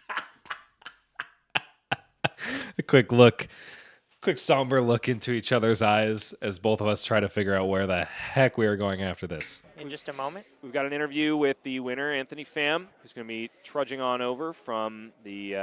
And I do think at that point so the play-by-play caster also kind of does host responsibilities. And at this point, it's probably my job to carry us home, do the house, like, it's still house cleaning, announcing what is coming next, and eventually doing the throw and hitting the break button. So I think that was on me. And I'm looking into Michael, like I'm very clearly giving Michael, like, I'm throwing to you kind of eyes. And the only thing to do is like throw to the interview, which technically is the play, which is probably why we're detecting a little bit of awkwardness there. Let's enjoy it one more time. I think we've got an interview here in just a moment. We've got an interview with the winner, Anthony Pham, who's going to be trudging on over from the... It's important to mention, Michael and I have been doing this for less than a year, I would say. And we were really thrown into the fire straight away because we had to, because ultimately AGE is a volunteer operation. And we had like a tiny little bit of natural talent that we could rub together and put together a broadcast. So we've come a long way, but every now and then it's nice to be reminded of your roots and that you still have room to grow. And that's why I'm here. Feature match area, and we can't wait to hear from him. Yeah, looking forward to it. Stick around. Hear from Mr. F&M Booze, Dr. Come to Locals himself. More with Anthony Pham after this. Okay, so I'll find the interview. I will take a look at the interview because it's an interesting one. One, because it's Anthony, and Anthony gives great interviews. Two, because we really had to vamp through this. Because as we saw, how long do we have in the round timer? Still, I think we had like 20 minutes left in the round. So we had to really vamp for a long time. And Anthony streams on our platform, so we figured we had plenty to talk about. I know a lot about Anthony, so we can go for a while. He's on my team. So we decided to go nuts with it. Sometimes lightning strikes twice. In the case of Anthony Pham, it strikes week after. And I think it will reveal a lot of weaknesses when an interview is going on for an exceptionally long time. So I think that's why it has value here. After week, it's Dr. Come to Locals. It's Mr. Screw 'em Boost. It's technically anti-meta Anthony, but is Aurora anti-meta Anthony? That was a really good intro right there. I enjoyed that a lot, especially because I'm avoiding the bad habit of introducing the name of the event immediately and doing traditional, I don't know, sportscaster vibes on my returns. Kiwi Stalker, I see you in the background there. I know you were there. Unfortunately not. She is the most represented hero here at AGE in Top Deck Keep. So I am unfortunately playing the anti-meta. Anti-meta Anthony. So if you know him from his streams where he talks about everything that is off meta, That's not the Anthony fam that is present here today. That being said, Anthony, you put a really good showcase of Aurora Shooting Star on for us against Zachary Wallach. How does it feel to take down the guy that took your title? Pretty bad because I'm driving home with him. So it's going to be a pretty awkward drive home. Yeah. But it's always fun playing Zach. We always play at Armory too. Both we go to the same locals, so I basically play him every week. So it wasn't anything. This is one of the other things we talked about with Uber is that I had a tendency to look in the camera a little bit too much while we were doing interviews. Gosh, right now it looks like I'm really into Anthony. Which I am, don't get me wrong, but I don't need to be so loud about it. One of the things I tried to do with interviews today is to orient my lower body towards whoever it was that I was interviewing, because the implication from Uber was that the audience member is going to look wherever the caster is looking. Like, it's your job to direct their eye to wherever it should be on the screen. In this case, it should be on the interviewee, not on me. And so that's why it looks like I'm rotated toward him. We knew what was on the line.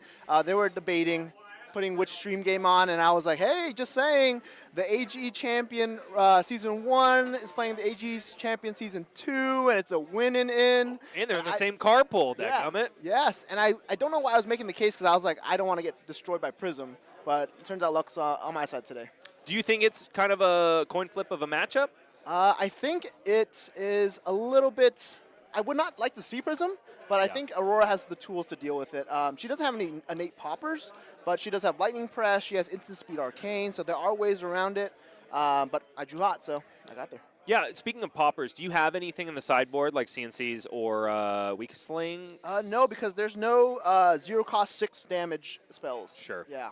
Oh, for the electromagnetic somersault? No, it's just you don't want to ever pitch with this deck unless you want to keep Channel Lightning Valley around. Yeah, so I was honestly expecting a lot of these Aurora decks to maybe be adding some more blues, changing their curve, namely because of the advent of Ice coming back into the meta.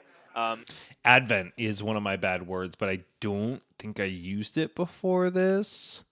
Honestly, I'm not 100% sure that I'm using it correctly, if I'm being honest. I'm going to look up the definition of Advent.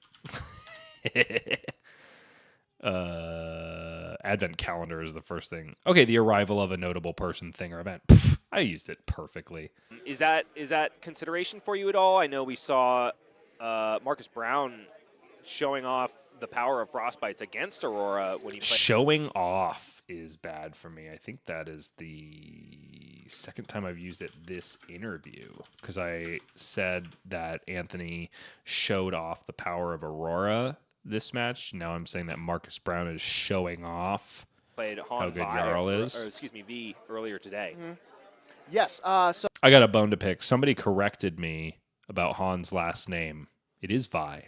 Or right, no, it is V, not Vi. I think I was saying V during his match. Maybe I was wrong. I don't know.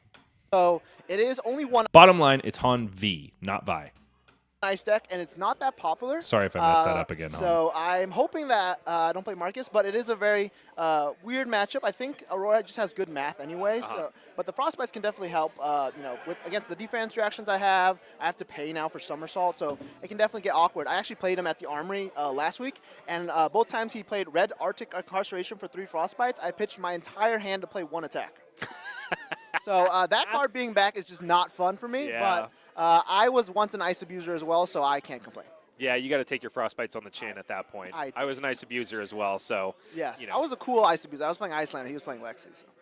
Oh, Icelander's cooler than Lexi? Definitely. Get out of here. She's the only hero that can play Crazy Brew as an instant. Out of here. You talk about anti-meta. I was anti-metaing with Lexi before you were anti-metaing with Riptide. That's not true. Well, actually, so that is true. true because she came out first. That's so true. So this is already longer than most of the interviews we give, especially when, typically we're a lot closer to the end of round clock at this point. So that being said, I think it's not going too bad. True. I'm definitely Also, not that was bored. before, outside. I'm definitely not bored yet, and I get in case you can't tell, I get even more bored when I'm watching myself talk and I don't like what I'm saying. Outsiders made her the most OP deck in the game. Yes, same with Riptide. He's poised for a comeback, man. You said it yourself. Yes, He's going to be feasting on these draconic ninjas and warriors. The Hunted is the best thing to ever happen to Riptide because the 3 classes that come out in that set are just the best possible classes for Riptide. I guess since we've mentioned Riptide, we should probably pivot over to the actual anti-meta part of your personality. Yep. Anthony, Great, that's a good segue. Just about every week, with the exception of this holiday break, you bring the people anti-meta and a weekly dose of it. You generally stream on Wednesday nights. Tuesday nights, I'm so sorry. You usually stream on Tuesday nights. I should know that. He streams on my Armory nights. nights. Ways to attack the meta that people won't see coming. Yes. Top of that list. Yes. Is our boy Riptide. Of course. Tell me more about your obsession with the anti-meta.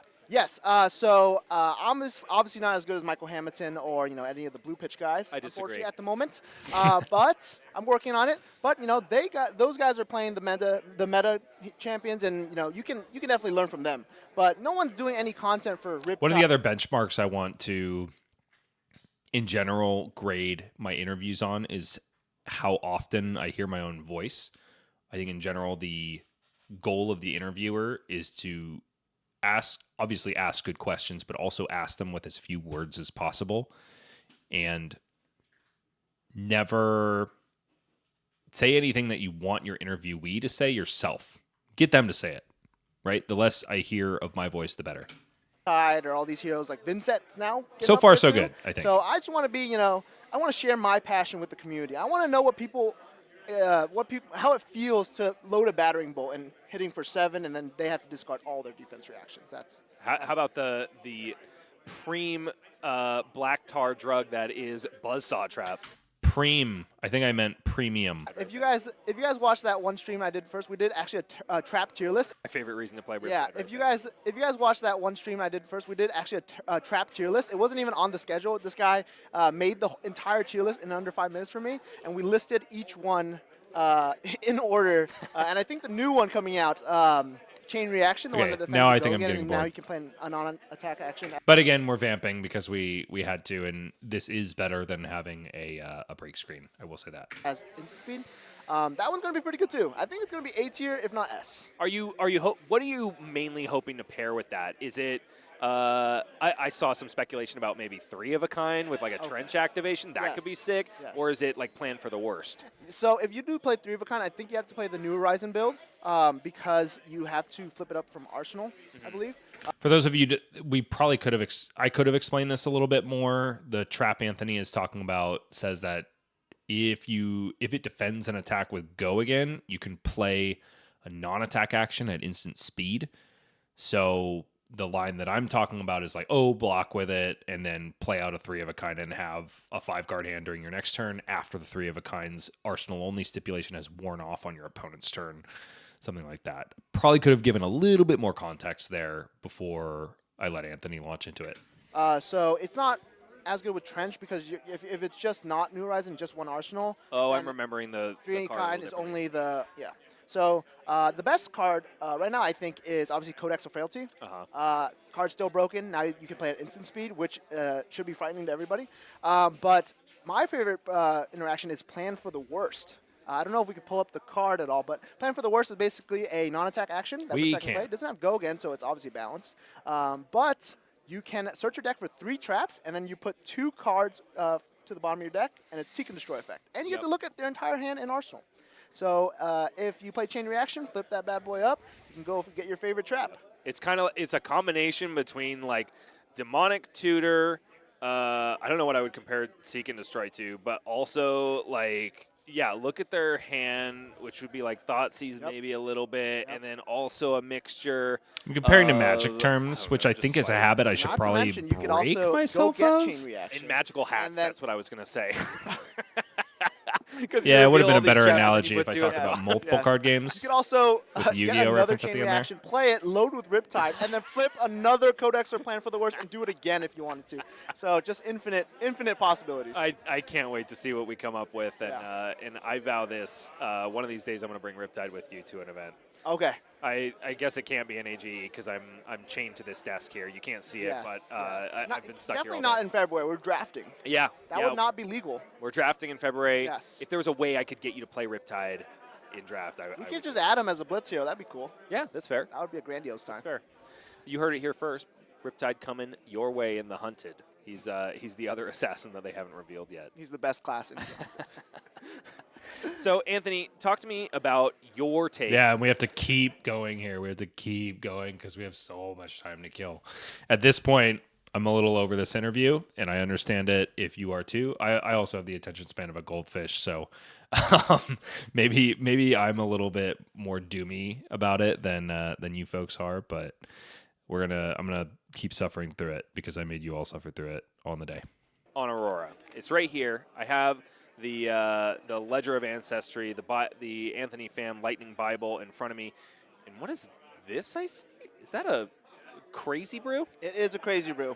It is a crazy. What's that all about? Yeah. So if you know me. Yeah, we did have to mention this. Anthony always includes like a meme crazy brew for fun. What I should have led with here is that this is exactly putting Tam's list, and it's hilarious because we had somebody else in the interview booth earlier on. I forget which round. It might have been round 5. I can't remember. But Julio Adame from Oxnard is running card for card the exact same list that Anthony is, except for he has one more Poison the Well than Anthony does, and the Poison the Well in Anthony's list is swapped out for a crazy brew. So it's literally putting Tam's list, but with a crazy brew. And my time here at the Age Circuit, I do love myself a good crazy brew. I notoriously roll very bad, but it is one of the best cards I've ever seen in my life. You do? I've only ever seen combat chains like 8 wide with Briar that start with a crazy brew activation. I only roll well when it's against really good players like Christopher Alley. Well, that's when you want it anyway. Exactly, yeah. I need all the edge I can get. But I love Crazy Brew because I love finding out all the different ways we can cheat it out and negate the action point that it costs. So in Icelander, famously, she can play it at instant speed from her arsenal. But there's a card in Aurora called Arc Lightning. Anthony's and what it so says gross. is it gives the next action card Go Again. Crazy Brew notoriously does not have Go Again. So what you could do is you can Arc Lightning Crazy Brew, and then Crazy. And I should say here, it's not exactly a meme pick because of what he's about to explain. So I'm giving Anthony a little bit of crap there. It's not totally a meme choice to have a Crazy Brew in your Aurora list. He'll explain. Crazy Brew is now Go Again because of Arc Lightning. You do 1 Arcane, and then you roll the dice. Rolling the dice, if you land a 1 through 4, doesn't matter. You lose or gain health, but you do ping them for 1 more Arcane because it has Go Again. And then if you roll 5 or 6, they're probably dead. Holy crap, that was a deluge of spit that just came out of my mouth. What? It has Go Again. And then I if don't you even roll remember 5 or that. 6, they're probably dead. I apologize. I'm so sorry.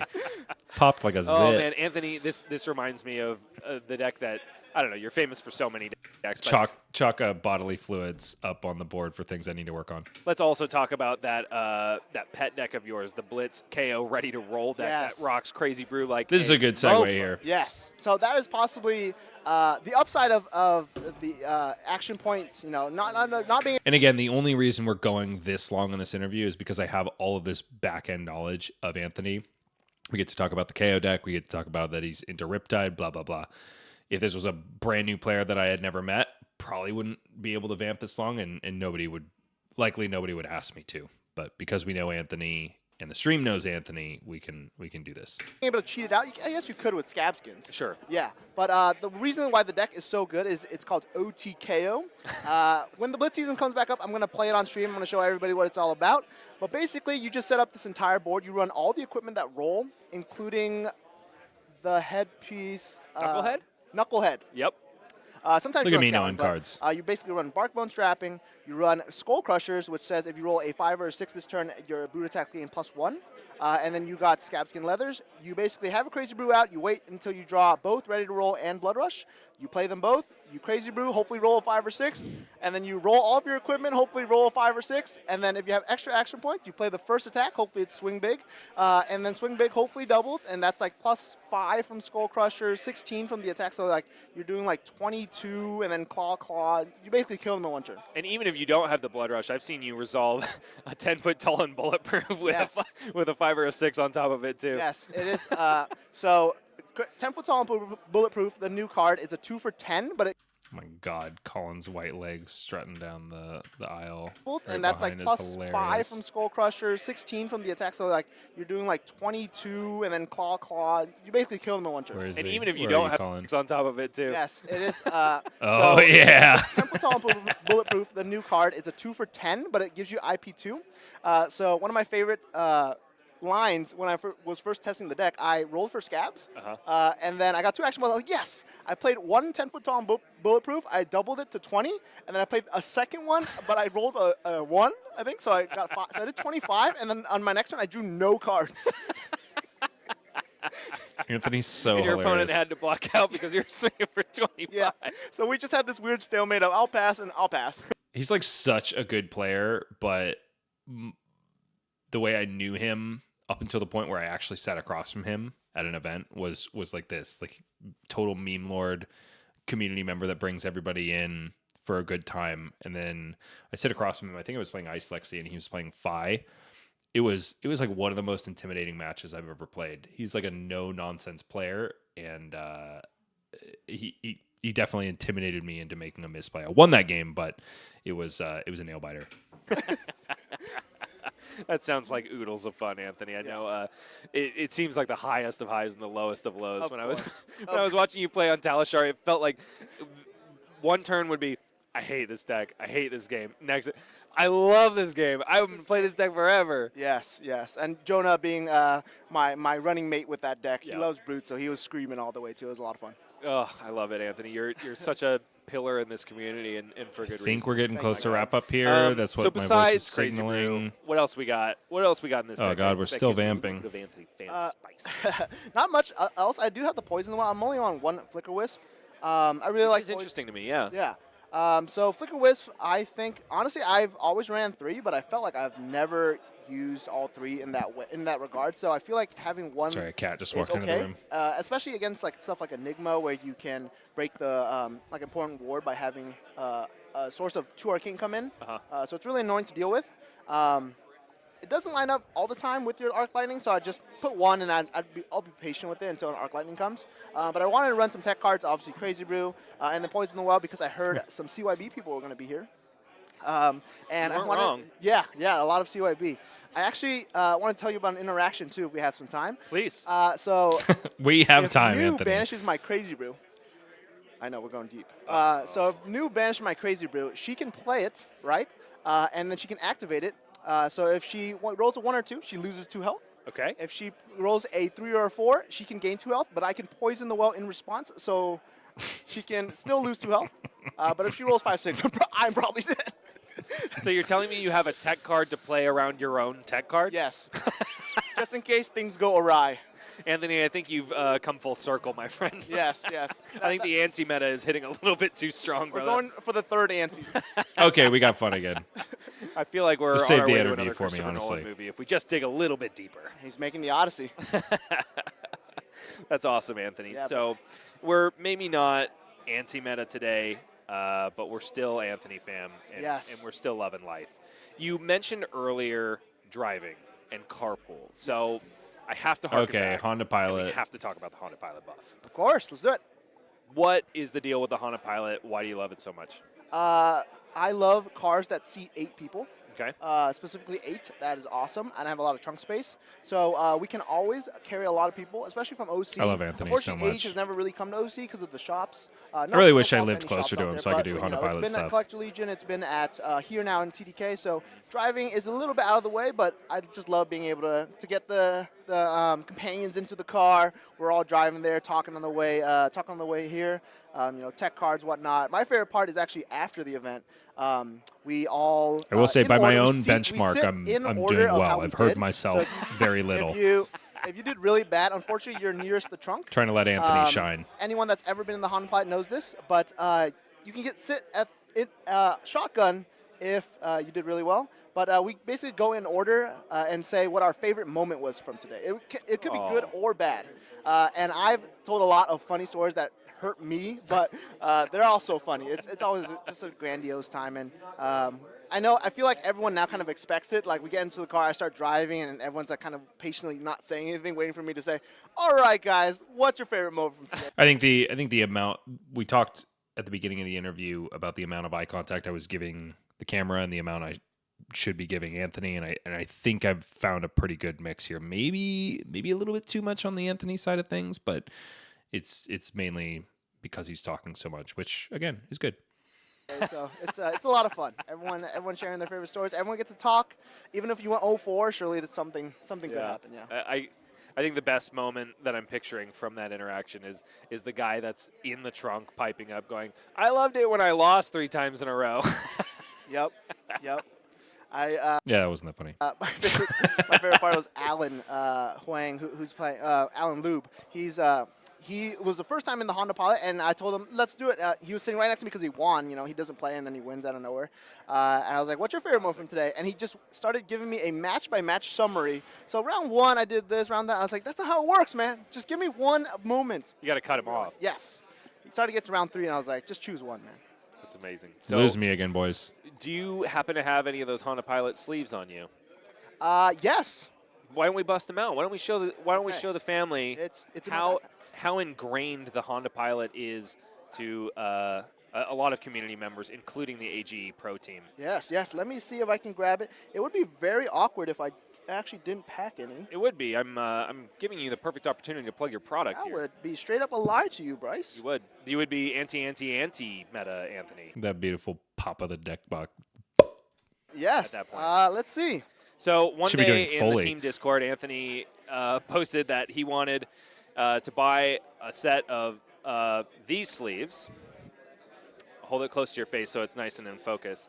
That is indeed the Honda Pilot right smack in the middle, and I said, yeah, sign me up, Coach. How much do I owe you without even thinking about it? Yes. Just a custom Dragon Shield. It was last year I played a lot of mech, and Bryce notoriously, I forgot how it even came up. I think you came into the call, and I was playing Dash, and you were like, dude, how do you beat these defensive matchups? How do you beat, like, Guardian? I'm like, you know what, Bryce? Fuck them, boost.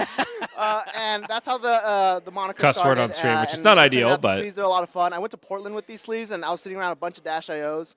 Yeah, we on YouTube we're tagged as a not kid-friendly show, but nevertheless we try to keep the cussing off the air. The fact that we slipped here is not a super big deal because again we're flagged as profanity heavy, I guess would be the YouTube distinction.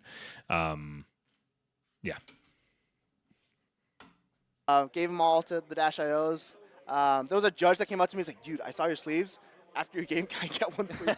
I was like, of course, man, of course. Yeah, so if I see you and you love mechanologists, I'll give you one. I have it always on me. Now that I know it's in my deck box. And it's crass language, folks, but it is all in good fun. We censored it. We censored it. Yep. Censored it. This is it's now kid safe. This is Yes. PG-13 Flesh and Blood right here. Of course. PG-13 Flesh and Blood community. Yeah. So it's important to mention that we love the Honda Pilot buff, but you've also just team killed a member of Honda Pilot, Zachary Wallach, who is not only a member of Team Honda Pilot, Team AGE, but also the currently reigning Tripping a Players little bit. Champion Yeah. from 2024 season 2.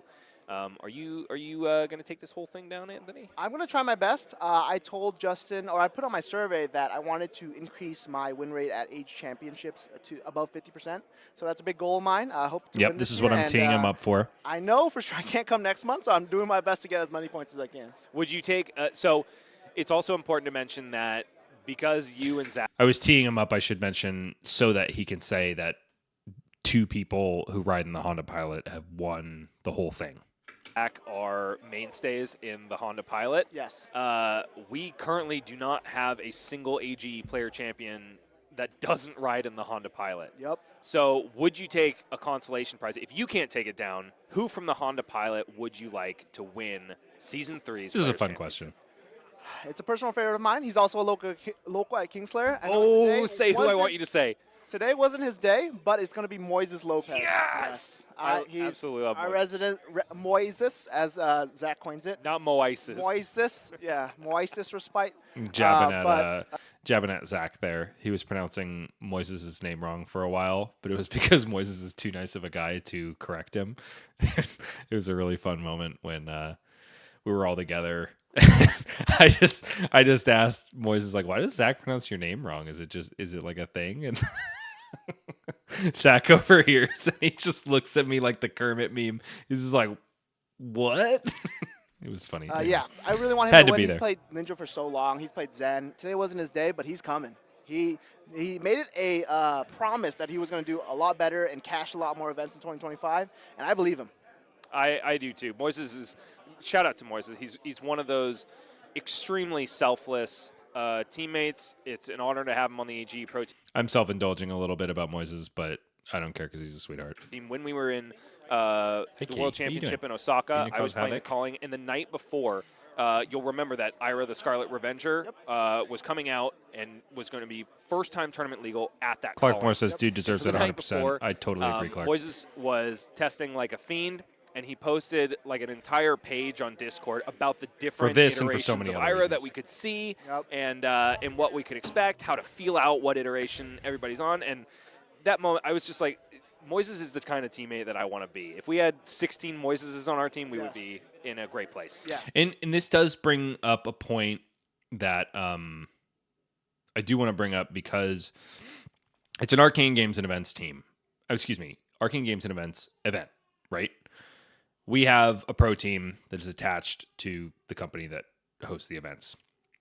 I do want us moving forward to be cognizant, there I go again, of the fact that like I don't want to show bias, especially because I'm on the team and I'm in the casting booth. I don't want to show an intense amount of bias toward AG Pro Team players. I want to be aware that I need to craft stories about everybody in the community, not just the ones that I play with.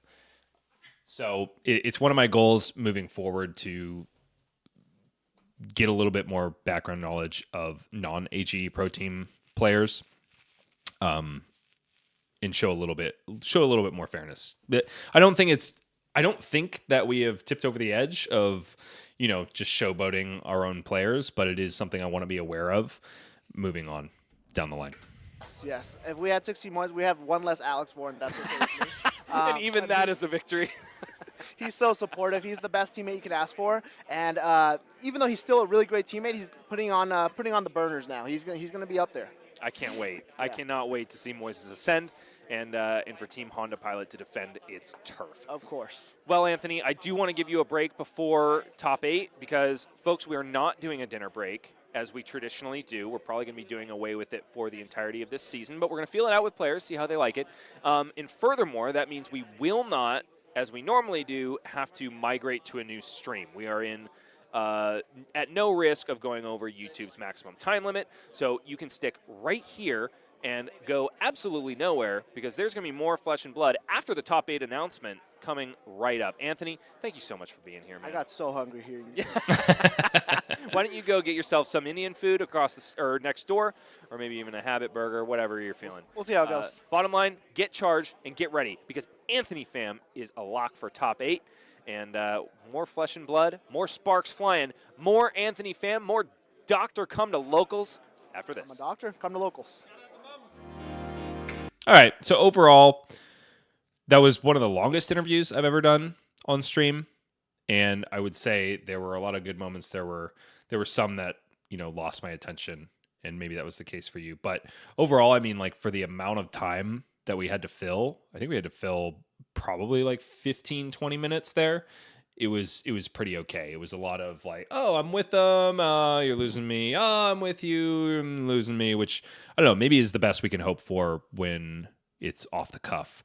Maybe you loved it. If you did, please let me know, and maybe I'll stop dooming about it. But also, I want to make sure whatever you're hearing on stream is worth your time and worth your attention, because I know that life pulls you in a lot of different directions, and if we're spitting something out into the universe, I want it to be the best it possibly can be, and worth your time, as I mentioned before.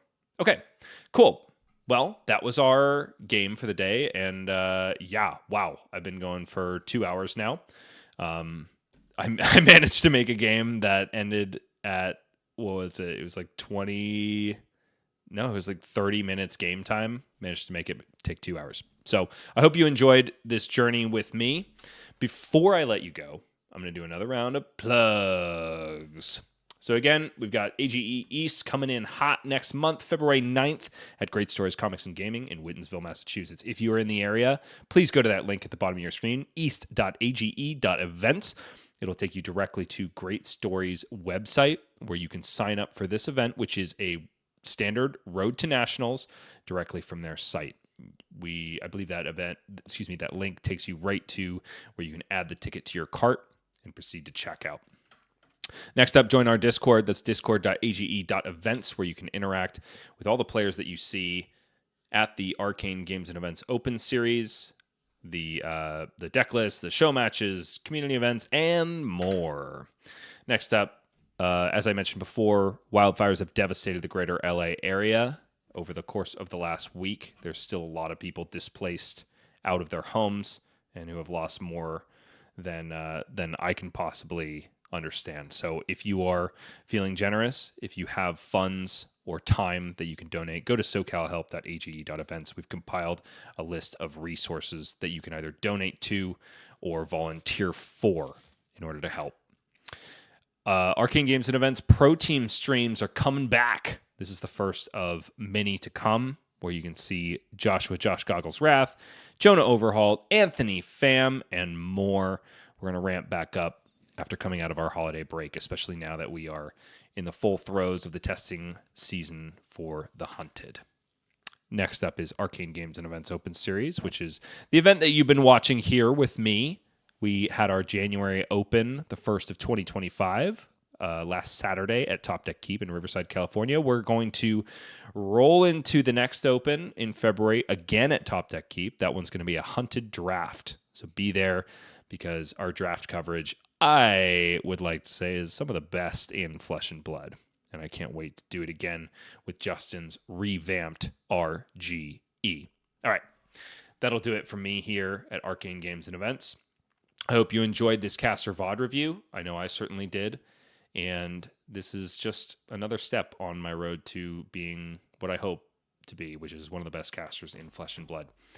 So if you have anything you liked in particular, if you have more Bryce's Bad Words to add to my ever-growing list, please let me know. You can post it in the general channel at Arcane Games and Events. You can DM me on Discord if you'd like. You can also post a comment in the YouTube video here in the VOD after it uploads. And thanks again for being here. I hope this kicks off your weekend in a great way. I know it has for me.